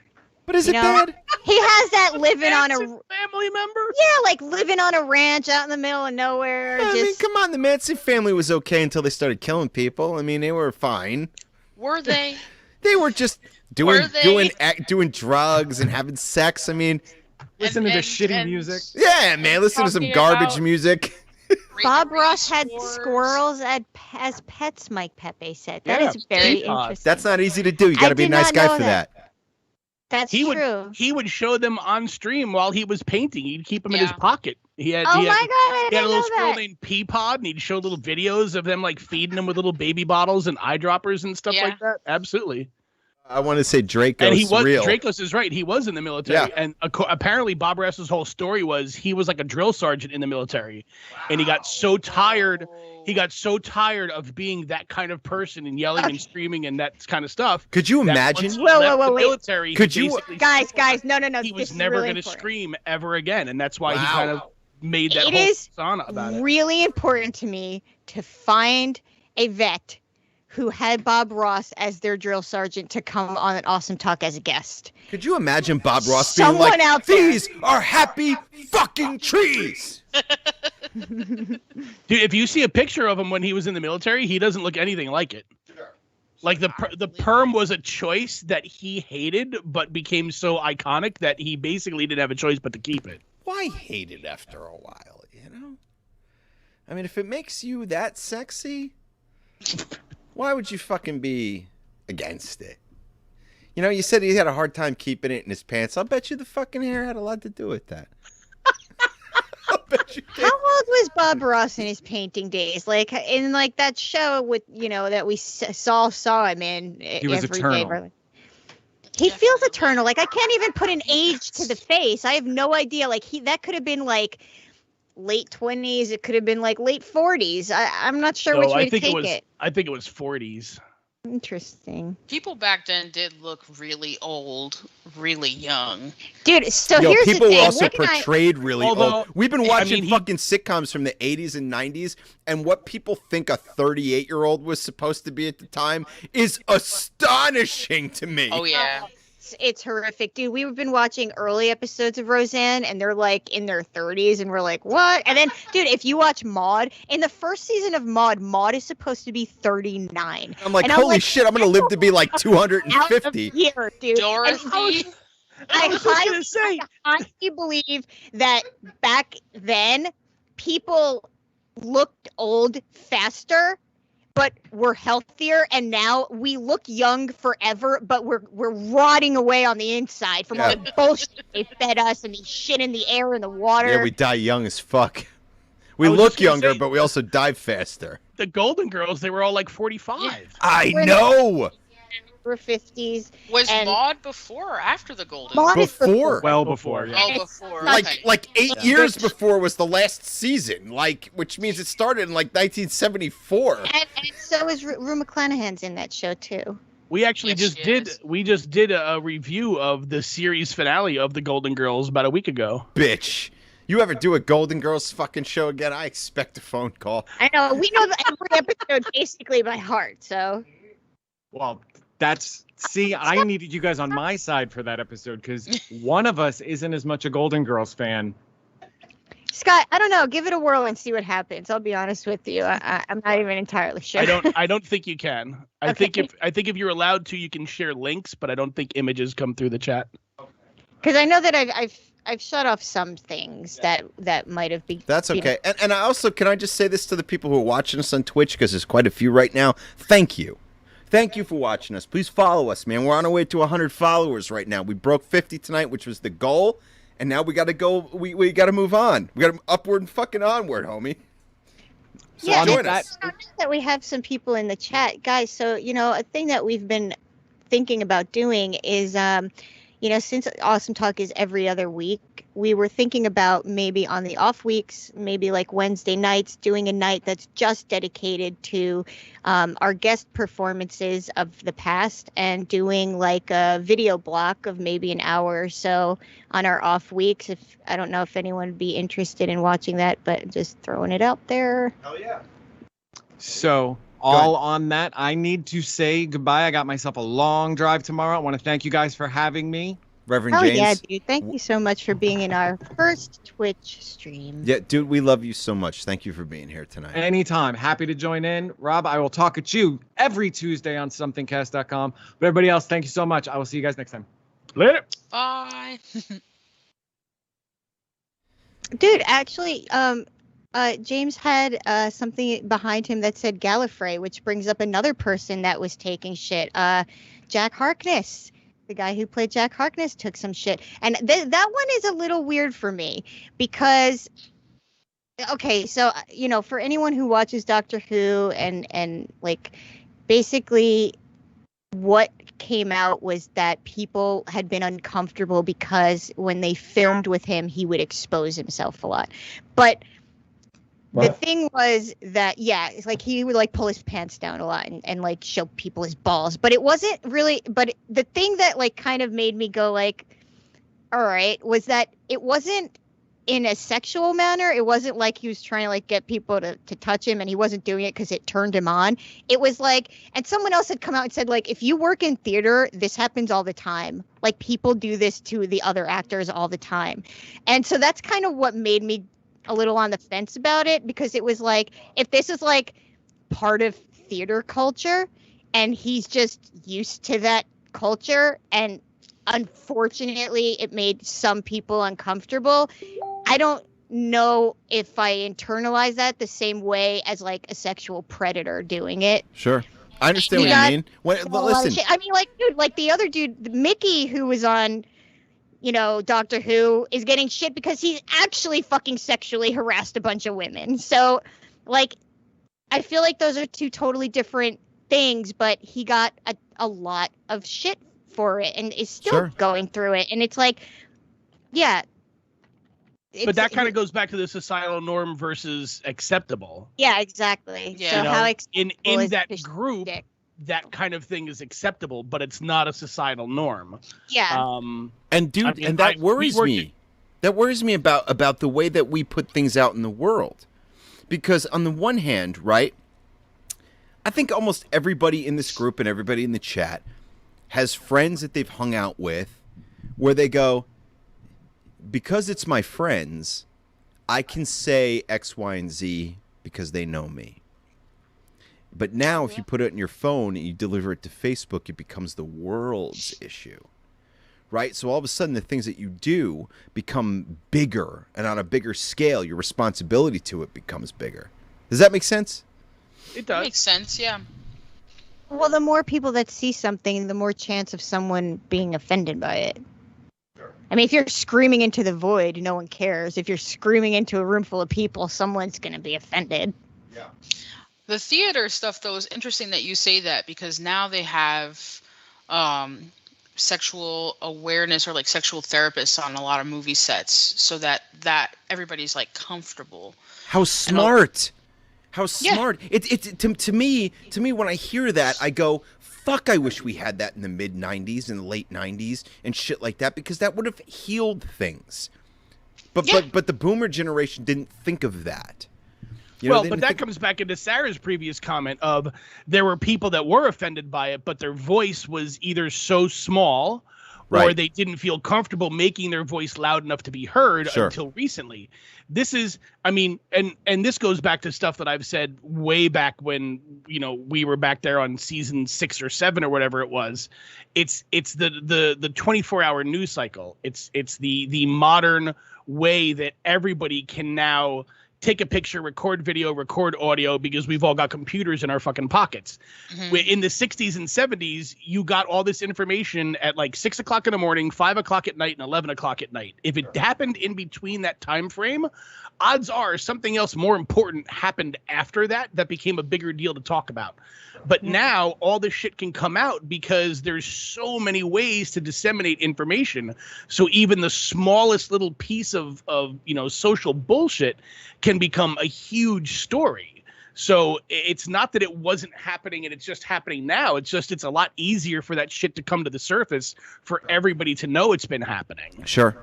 And they should have had those kind of things back in theater in the 80s, Yeah. in the 70s. So in the do you 60s, think that but do you- nobody thought about it. Do you think that our responsibility to the way we talk and the things we say have changed with the growth of technology and social media?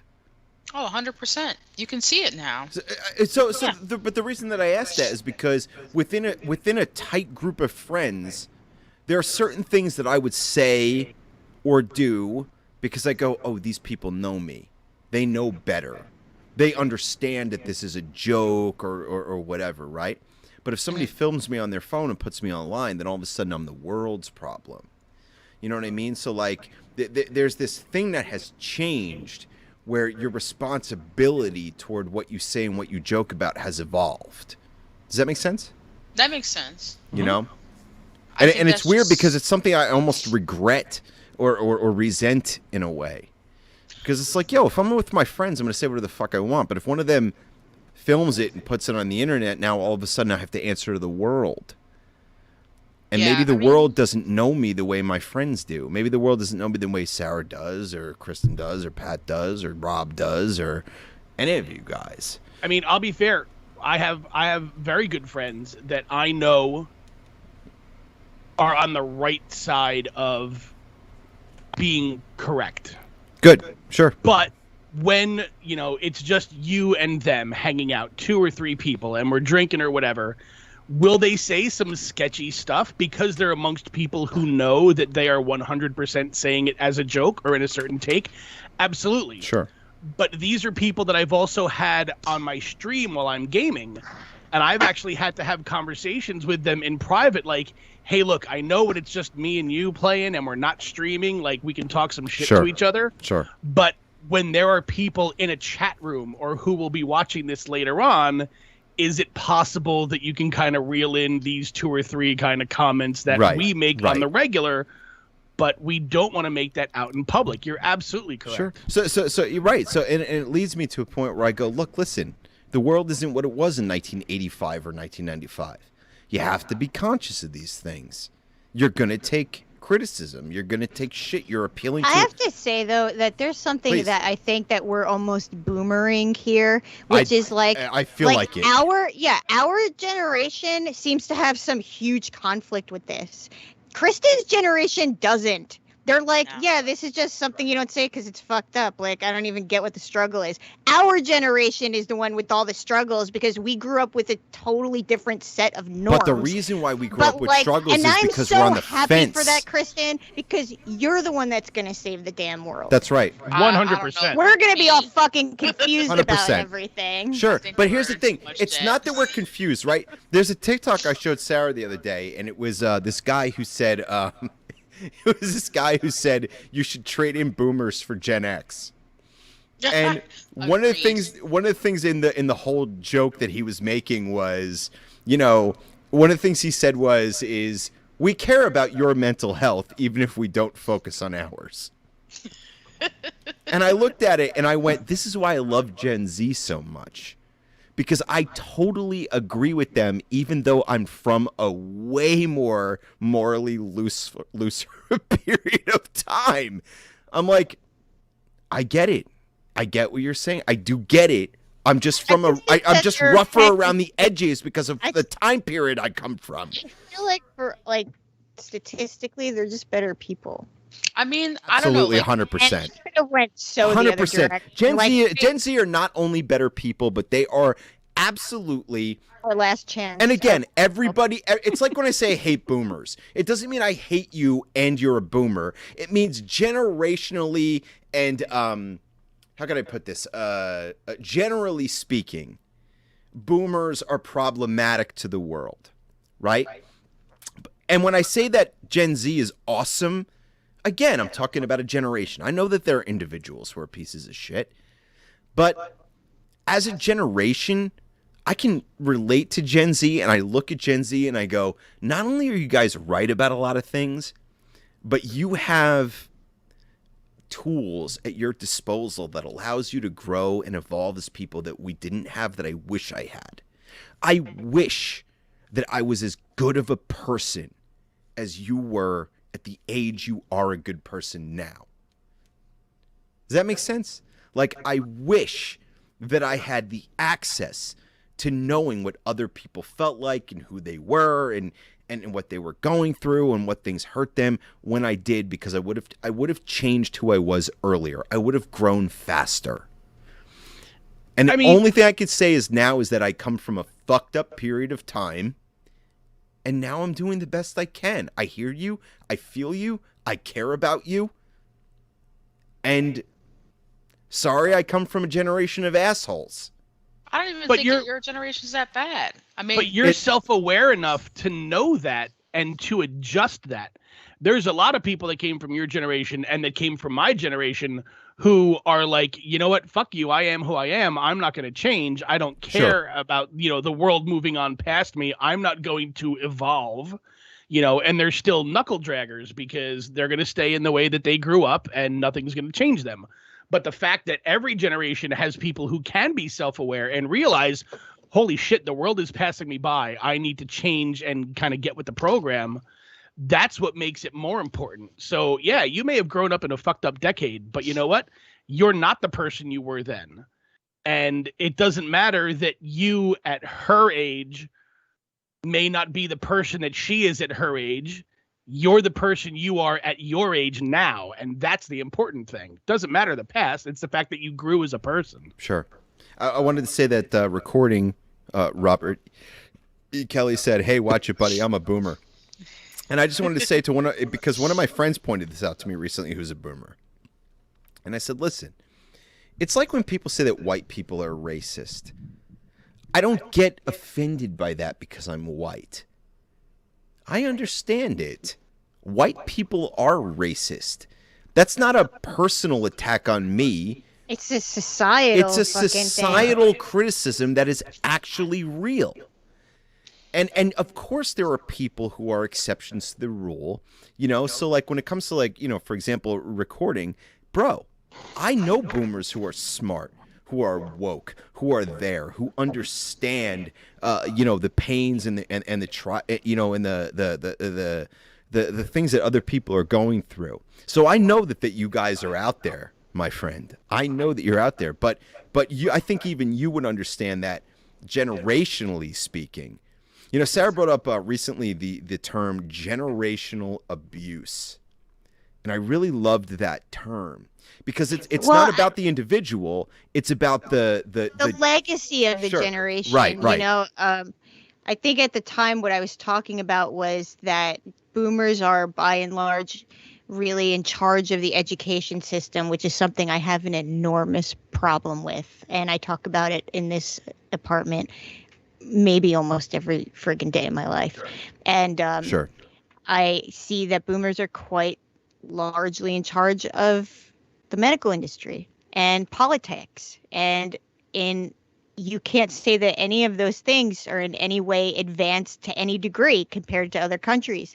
And in a lot of ways, I feel like we are holding ourselves back for the sake of people that refuse to evolve with the times.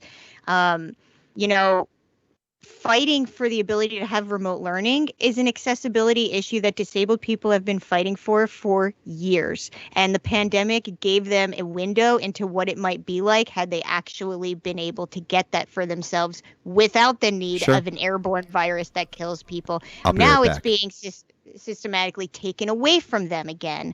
And it's because of the mindset of, well, people want to be in the classroom. People don't even understand how to use this stuff. This is a lot of work. And it's like, no, this technology has existed for over 10 years.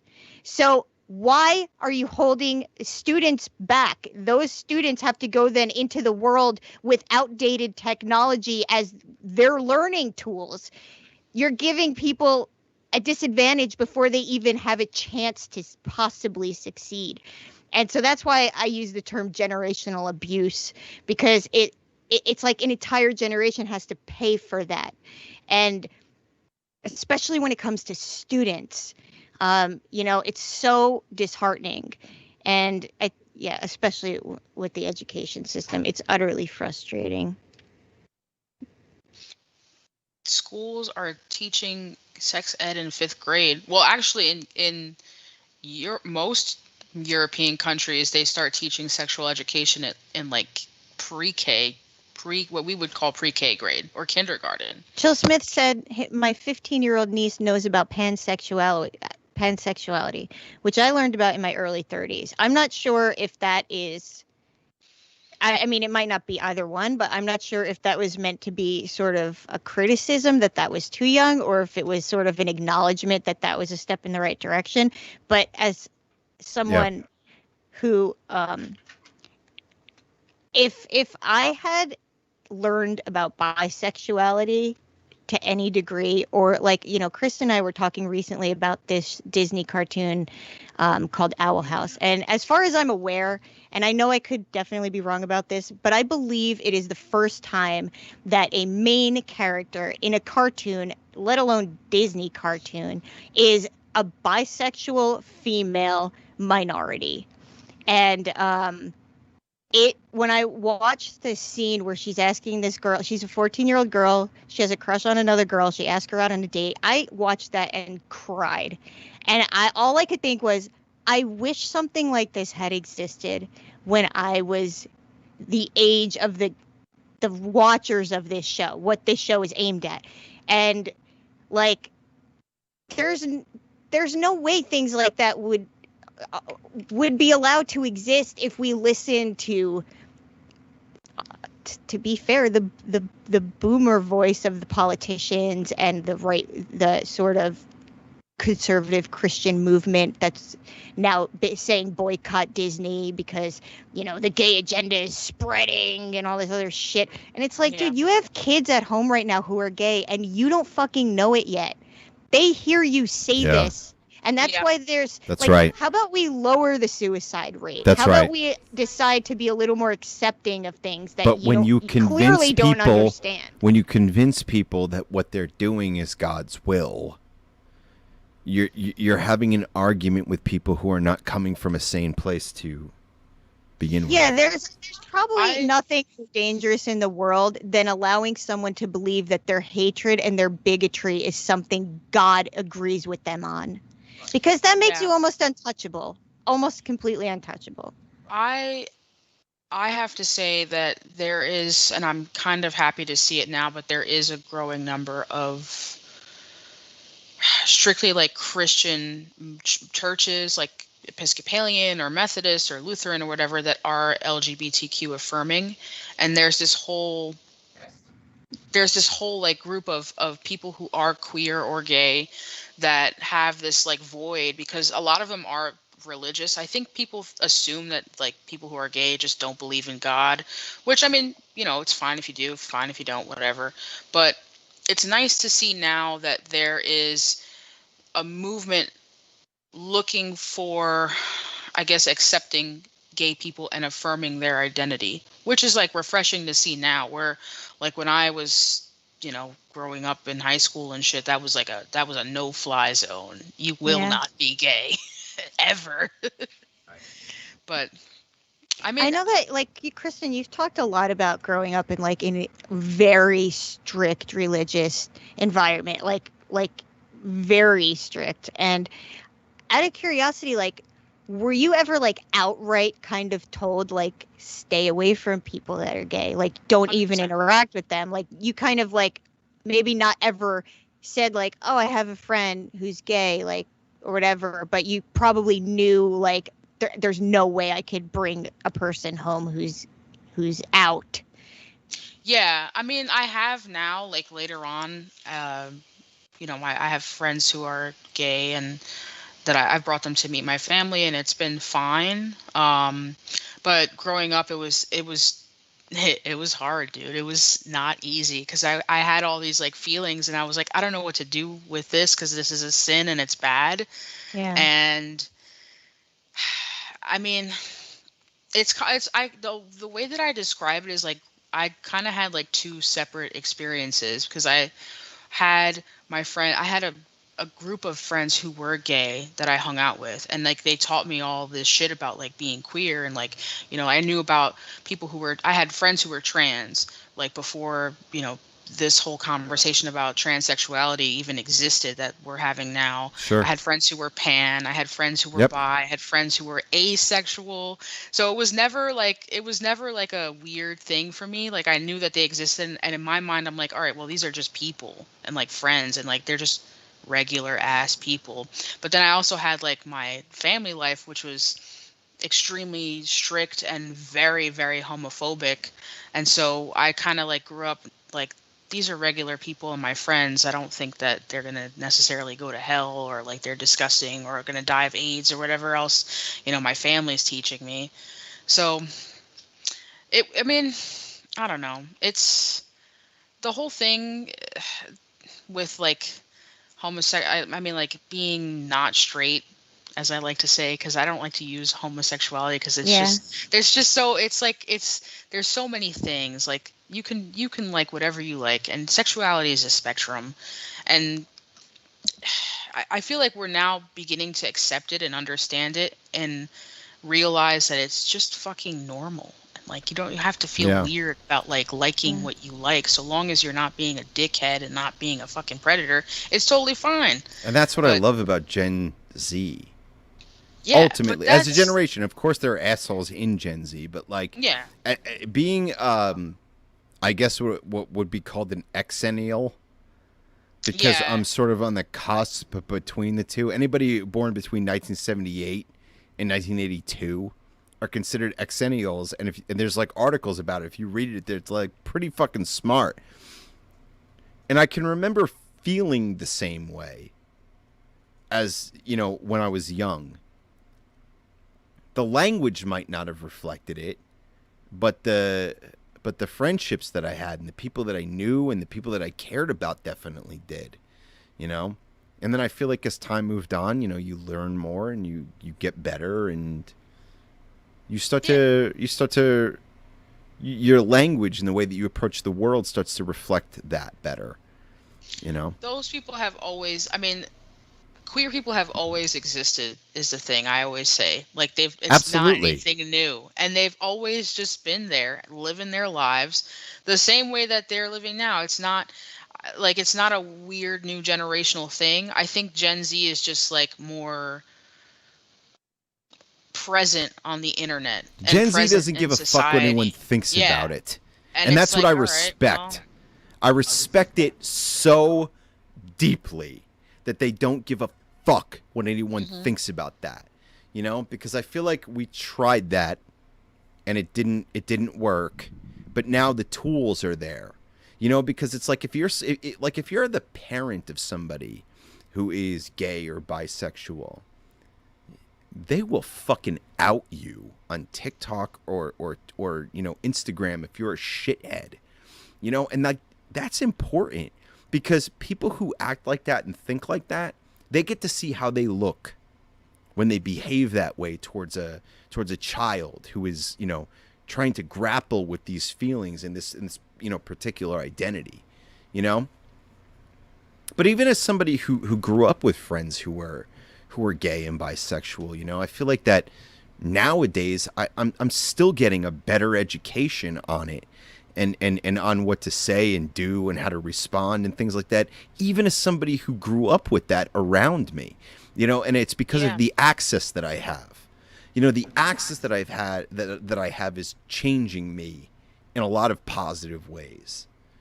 You know? Guys, I don't mean to break Please. this up, but I just wanted to say that I had no idea that there was a fuck ton of talking going on the Facebook chat Please read it.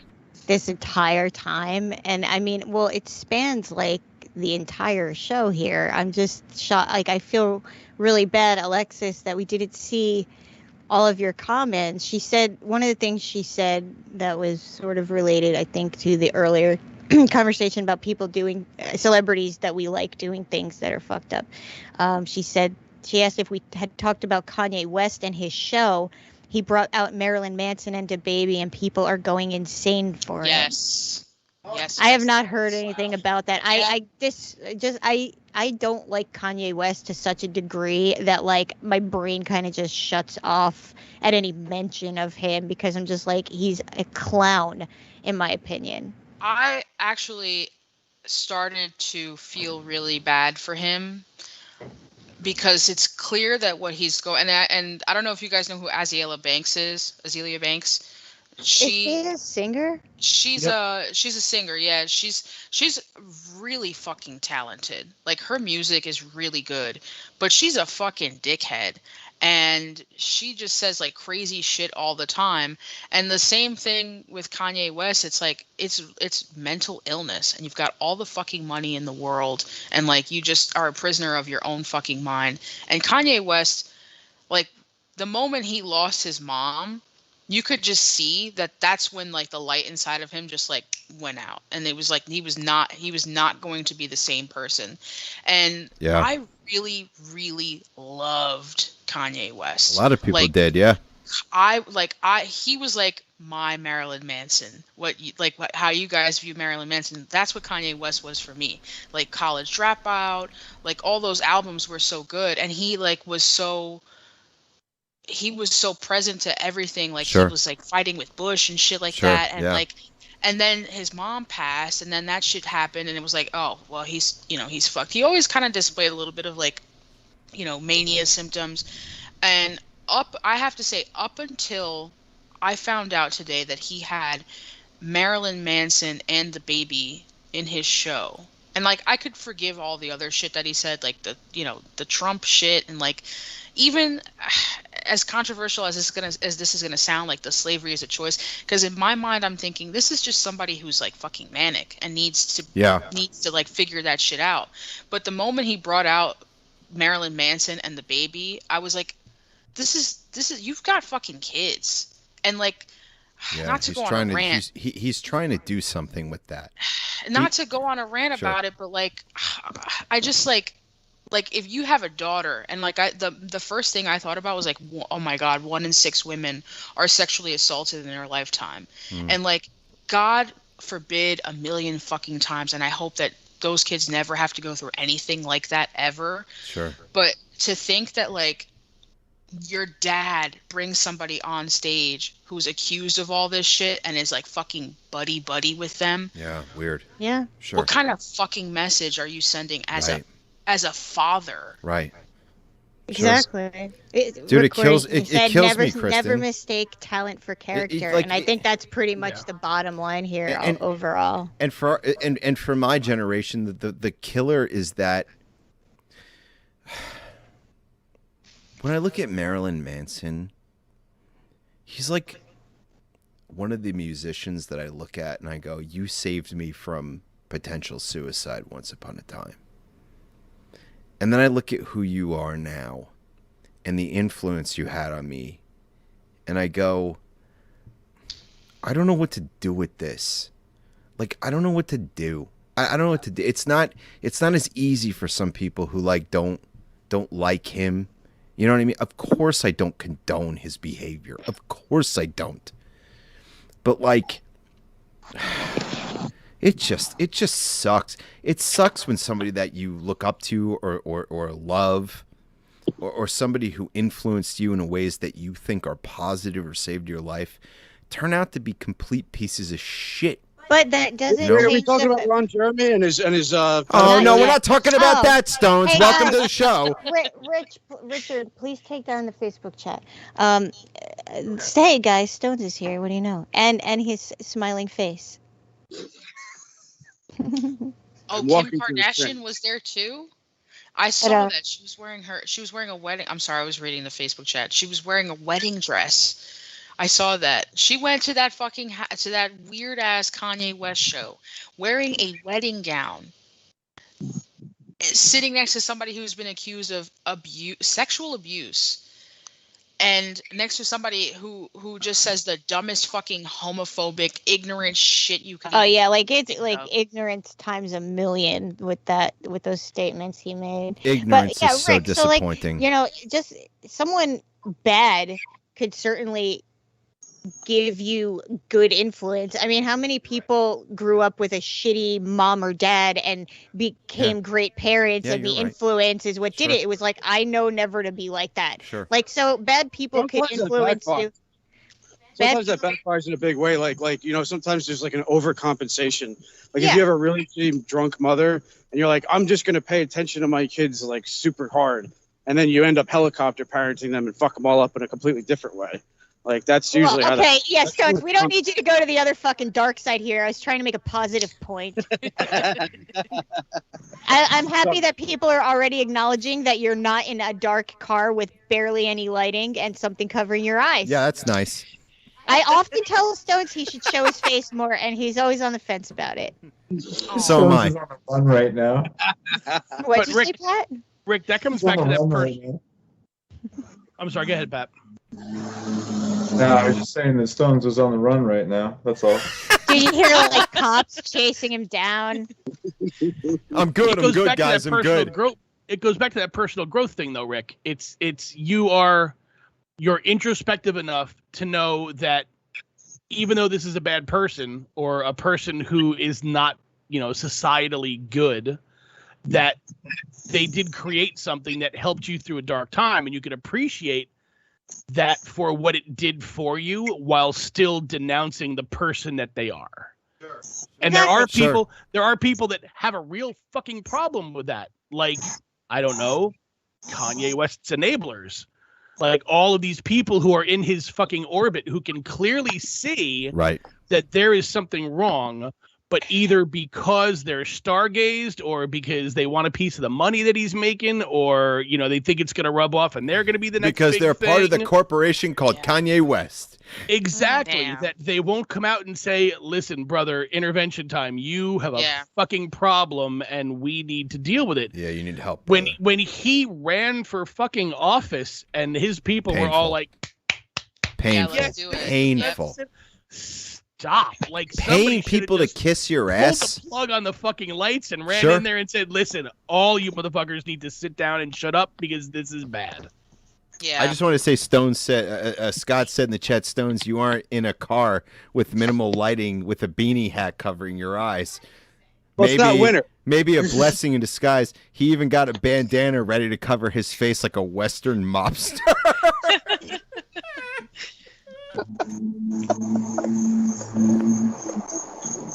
Stones. Well, I know Stones, I about got to tell you, I the- appreciate you holding your camera horizontally. I'm about to enter the train, so in a minute. So I do have to look like a robber baron. Yeah, but a bunch of people are like watching him pass by right now. Look at this fucking asshole recording himself while he's walking down the street. What a Look dick. at this fucking guy. What an ego on this guy. They have no idea that you're on right now with 1,500 people watching. Podcast Rod, if you have to go soon, if you want to spend some time, we'd love to hear the things that are coming up for you guys. Sure. Especially your singing career. Definitely. Just put There that is out no there. singing career. Sarah keeps poking this bear Yet. in the cage. Dude, listen, I don't care what. Listen, we went. I'm sorry to interrupt immediately, No, go ahead. but it's for your praise, so bear with me. Rick and I went and met James and Rob one night at a bar, and I guess I wasn't really aware of the fact that it was karaoke night at the time. And then like Rob got up, and I turn around, and this amazing voice is singing, and I'm just like, dude, like, I'm sorry, but if I could sing like that, everyone would know. Like, if I had that talent, like, I would just be singing all fucking day and night. Like, holy shit. I appreciate that, but you are far too kind. You're That a humble being- man, and I understand that, okay? So I just found an advantage to this muggy weather that was unexpected. Your makeup running? No, Setting spray. the one found an advantage to this muggy weather in that was bench unexpected. at the train Your station. makeup running? Has a foul urine smell, so now I know that that's a restroom that I wasn't aware of before.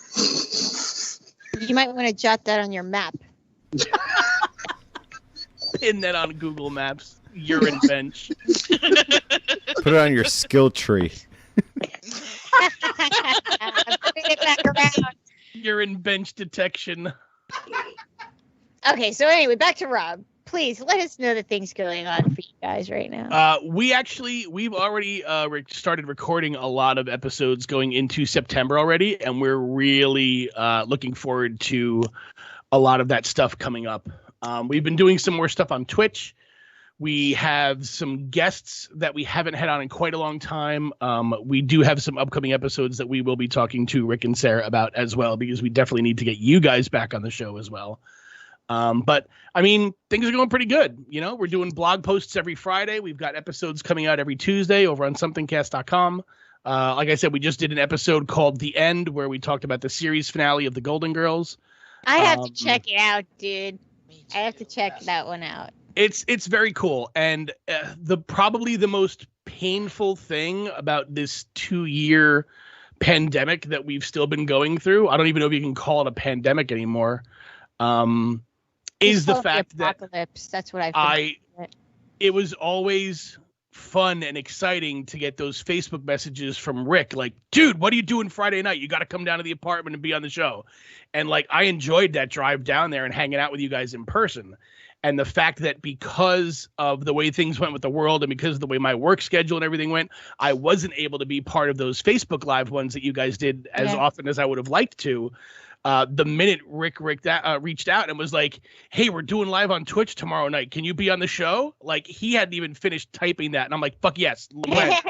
What are we doing? We got to be a part of this again. Dude, yeah, when we were I didn't talking even about it, I wait was for like, Hat- I want Podcast Rob to be our first Twitch guest. He's like, can Hatton make it? I'm like, let me find out. I don't know about him, but I'm good. Don't worry. If he can make it, he can make it. That's not a big deal. But it's always awesome to hang out with you guys, and I wish you guys nothing but Twitch success. Knowing the type of people that you and that Sarah and that Rick are from having interacted with them in the past, I have no doubt that they are absolutely going to fucking crush this whole Twitch Until thing. some crazy shit comes out in the news about us being real When- fucked up, and then you have to deal with some inner demons about whether or not you still want to like us. People start going back to the 90s and When- finding shit. When Rick puts his mind to something, shit's gonna get done. So I have no doubt that you guys are gonna crush this whole Twitch thing. So I'm looking really forward to see your guys' growth, and hopefully we'll be able to be a part of this again soon in the future. Where can people find you online? Where's the best place people to locate you? The best place is if you go to somethingcast.com. We have all the buttons and widgets and doodads and links to all of the podcast catchers that you can find us on. All of our episodes are listed on there. You can listen to them directly through the website or on your podcatcher of choice. We drop new episodes every Tuesday, new blog posts every Friday. You can also check us out on Twitter at STSTcast, and you can find us on Twitch at twitch.tv/somethingcast. Rob, let me just tell you, man, I love you and James so much. This whole podcast thing, and I circle this back around too to thank the Epic Film guys who, I'll give them a shout For real, out, Epic totally. Film guys over at Twitter. Absolutely. Because if they hadn't started this whole hashtag Modern Family movement Right. 7 years ago, Right. we wouldn't have caught up with people like you and like Prereq Live and like, and all these other people, Kung Fu Drive-In podcast, That's right. who are all basically Jersey based or That's right. tri-state area based. Rob and And Slim. through that, we met through Twitter and Facebook, and through that, we met in person. I mean, the first time you were like, hey, you guys want to come down and be on the show live? I think me and Hatton talked an hour. I'm like, I don't know these fucking people. Are they crazy? Look at that But guy they- Stones. He always looks like he's lurking. But they seem kind of cool, but I don't want to go down there alone. So it was like, yeah, cool, the two of us will go down, no problem. And like ever since, it's just been awesome. So the fact that we all kind of met through this crazy, bullshit podcast thing is pretty sick. And it's been what, 7 years now? 8 About years that. now Yeah. since we've actually met the first time. Yep. And it's just gonna keep going. So rock on to you guys. Thanks you for having us on here. And like you said, you call, we'll pick up the phone, brother. Look, You're awesome, dude. Yeah. Thank you so much for being with us tonight. we love No, you guys. thank you for having us. It was awesome. We love you guys. Awesome Talk, season 14, episode 1. That's what we're calling this tonight, man. And by the way, recording said that it should be called a permodemic. That is a good term. I I agree. think It's accurate. end times demic. I was just sticking with apocalypse, honestly. That's what I've been calling it. Listen, first off, I want to say to everybody on Twitch who's watching us, thank you. We have broke 50 followers tonight, which is what we wanted to do on the first Well, night. we landed on 50, but I don't know if that's the same as breaking. I feel like 51 would be break. We did. We got 51. No, we have 50. don't No, we? ma'am. No, ma'am. No, I'm Refresh sure your it's- page. That's Refresh awesome. your page. It still says 50 for me. We've broken it. We've broken it. So now we're on Yeah. our way to 100 followers. And listen, we've wanted to come to Twitch for some time. And I'm really glad that we're here. And I think that this is the best, lineup of people I could ask for a show like this. And to have James and Podcast Rob on for our first real Twitch stream just feels really good because I really love you guys legitimately. Pat and Kristen, you guys, you're relatively new to the show. And I'll tell you that these guys have supported us since day one, since we met these guys. And if you guys notice, they're ending the show when I show up. We're ending the show when Stone shows up because Let's Stones just is continue on. impossible. Let's continue on with some Stones is some impossible. backstage with Stones. Yeah, we're if you will. backstage. Fuck Stones, man. Don't say fuck Stones. That's not. I No, don't even not know- fuck Stones. I love That's like Stones. a joke that doesn't even hold up. Like Stones is legitimately like one of the best Absolutely. friends That you could Like, ask for. yeah, 100%. seriously. 100%. Oh. And I'm happy that he actually has a camera pointed at his face right now. So in case he has a rare emotional moment and starts weeping over this, I'm happy to wouldn't be be surprised. front and center. I wouldn't be surprised. You look really angelic in that lighting. He Too. does. By He the way. does. Absolutely right. You definitely have like an air of angelicism to you. Yeah, and that's not something, Stones, that I feel like you'd expect. Sunbeams are like enveloping you right Look, now. Hey, yo, listen, man. You know what? I think that I'm going to close the show tonight with Team Rockasset and Ray Strife, I think. Let me see if that's loaded up. I think that it is. Sorry, guys. I'm doing... Excuse me. Stones, you're getting called out a little here. Scott seems to think that you might be the main contributor to the urine bench. I wouldn't be surprised. Rumors around, but it's just a rumor right now. Wouldn't be surprised. The humidity alerted me to its location, so he might be right. Not confirmed, Scott, but you hold on to that theory because it might have some meat on it. You know what, Stones? You know what I love about you, Stones, is that when everybody meets you, one of the first things that they say, and Scott said it in the chat, is fucking Stones. Almost everybody who's ever met you that I've known, and like, look, I've known Stones longer than everybody here. I've known Stones since high school. And when people reference Stones, they're like, fucking Stones. And I'm like, you damn right. That's my According boy. to said he's waiting patiently in his studio for another opportunity to be a guest on Awesome Talk. You will definitely be a guest on Awesome Talk again. I mean, as long as you want to. 100%, for sure. my friend. 100%, my friend. Listen, Chill And Smith Smith, and if you're still there, please know that I was not ignoring you. I was really just trying to get this Twitch stuff together without completely diverting all my attention to my animal friends. Sure. Because once I get sucked in, Hey, that's for me. That's totally in for me. And so I knew that, and I just held back on purpose. Yodel Chris, good night. Recording, And good also night. Alexis, who's been basically keeping the chat alive on Facebook all damn night, and I had no fucking idea she was there at all, and I feel like shit. One of my plugins didn't work. Yeah, I just supposed feel to. bad because she was like actively participating, and I missed like a whole bunch of those comments until we got to Kanye West. Anyway, I love you guys. Yeah, man, today was a horrible fucking day. It was a We got- horrible fucking day. Our cat went to the hospital today, and we've been through so much during this pandemic that I don't even know where to begin. It's just been a horrifying nightmare. And when our kitties have to go to the doctor, we can't go with them. And it's absolutely agonizing and painful. And if you're interested in why, message me and I'll tell you. That's weird. No, I Okay. don't care. Hey, if you want to know, I have nothing. I'll tell He's you gonna why. send you a link to his live journal. I'll update my live journal. But look, listen, Rob. I'm really happy to hear that. Thank What? you so much. He said that our Twitch stuff looks great. Great. And fine for dude, I'm really happy to hear that because we've really been fretting over every single tiny Everything, detail yeah. that could possibly go wrong. 100%. But listen, I want to thank Reverend James and Podcast Rob for being here tonight. I love you guys. And And please, every once in a while, check out our schedule because, like I said, we're going to try and figure out what day might be best to do sort of a guest night where we just stream a block of music videos or Yep. not just music because we've had comedians and other types of performers. Sure. Just a block of performances that we have recorded, be our own version of each one. So you guys can hang out in the chat for that. thank you all for following us tonight. Hold on. Wait. He's going to get a live urine bench stream going. Be careful. Stones is going to urinate. Maybe I'll get the conductor to kick me in the head like Don't those fall other on a videos. track, Stones. There's not enough censorship in the world to deal with that. Look, listen, hey. Good night, everybody. Thank you for watching. Thank you for joining us on Twitch. Please follow us. We're on a road to 100 right now.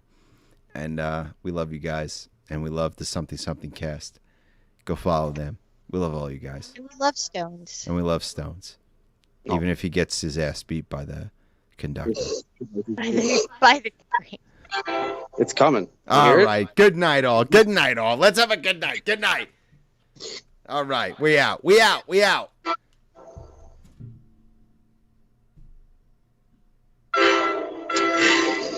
don't believe in love.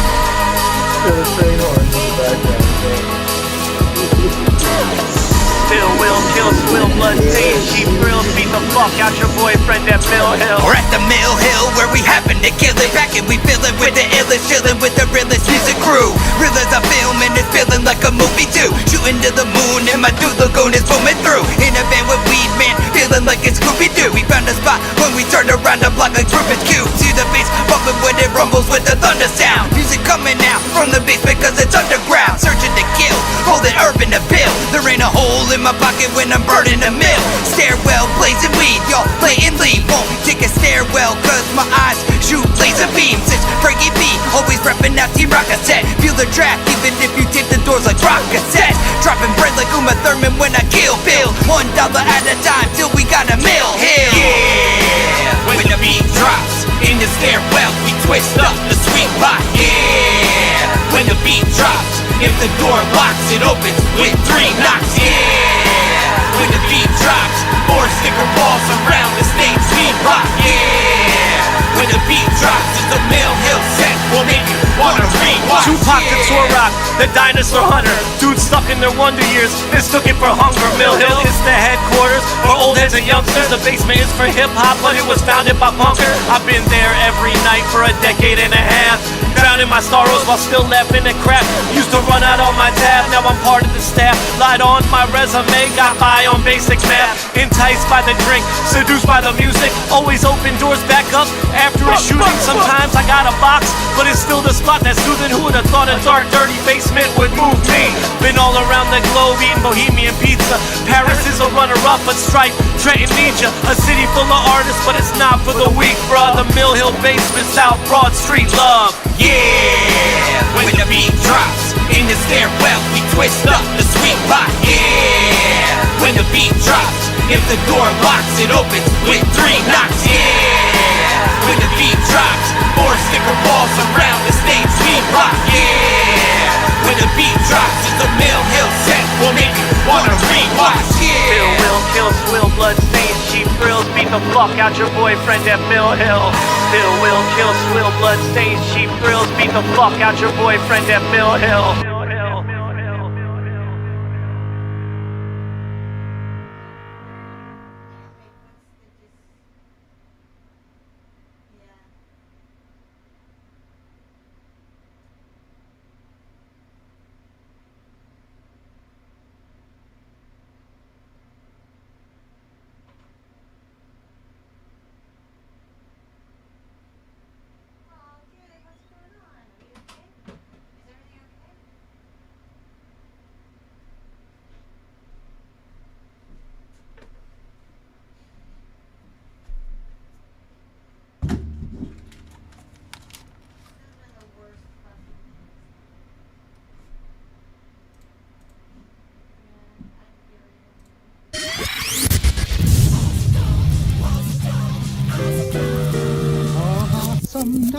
Awesome talk. We got some awesome talk today. Awesome talk, oh awesome talk. You all like the way we talk. It's awesome, awesome talk, oh awesome talk. You like the way we awesome talk. It's awesome talk, fucking awesome talk. You like the way we talk. It's fucking awesome. Ooh.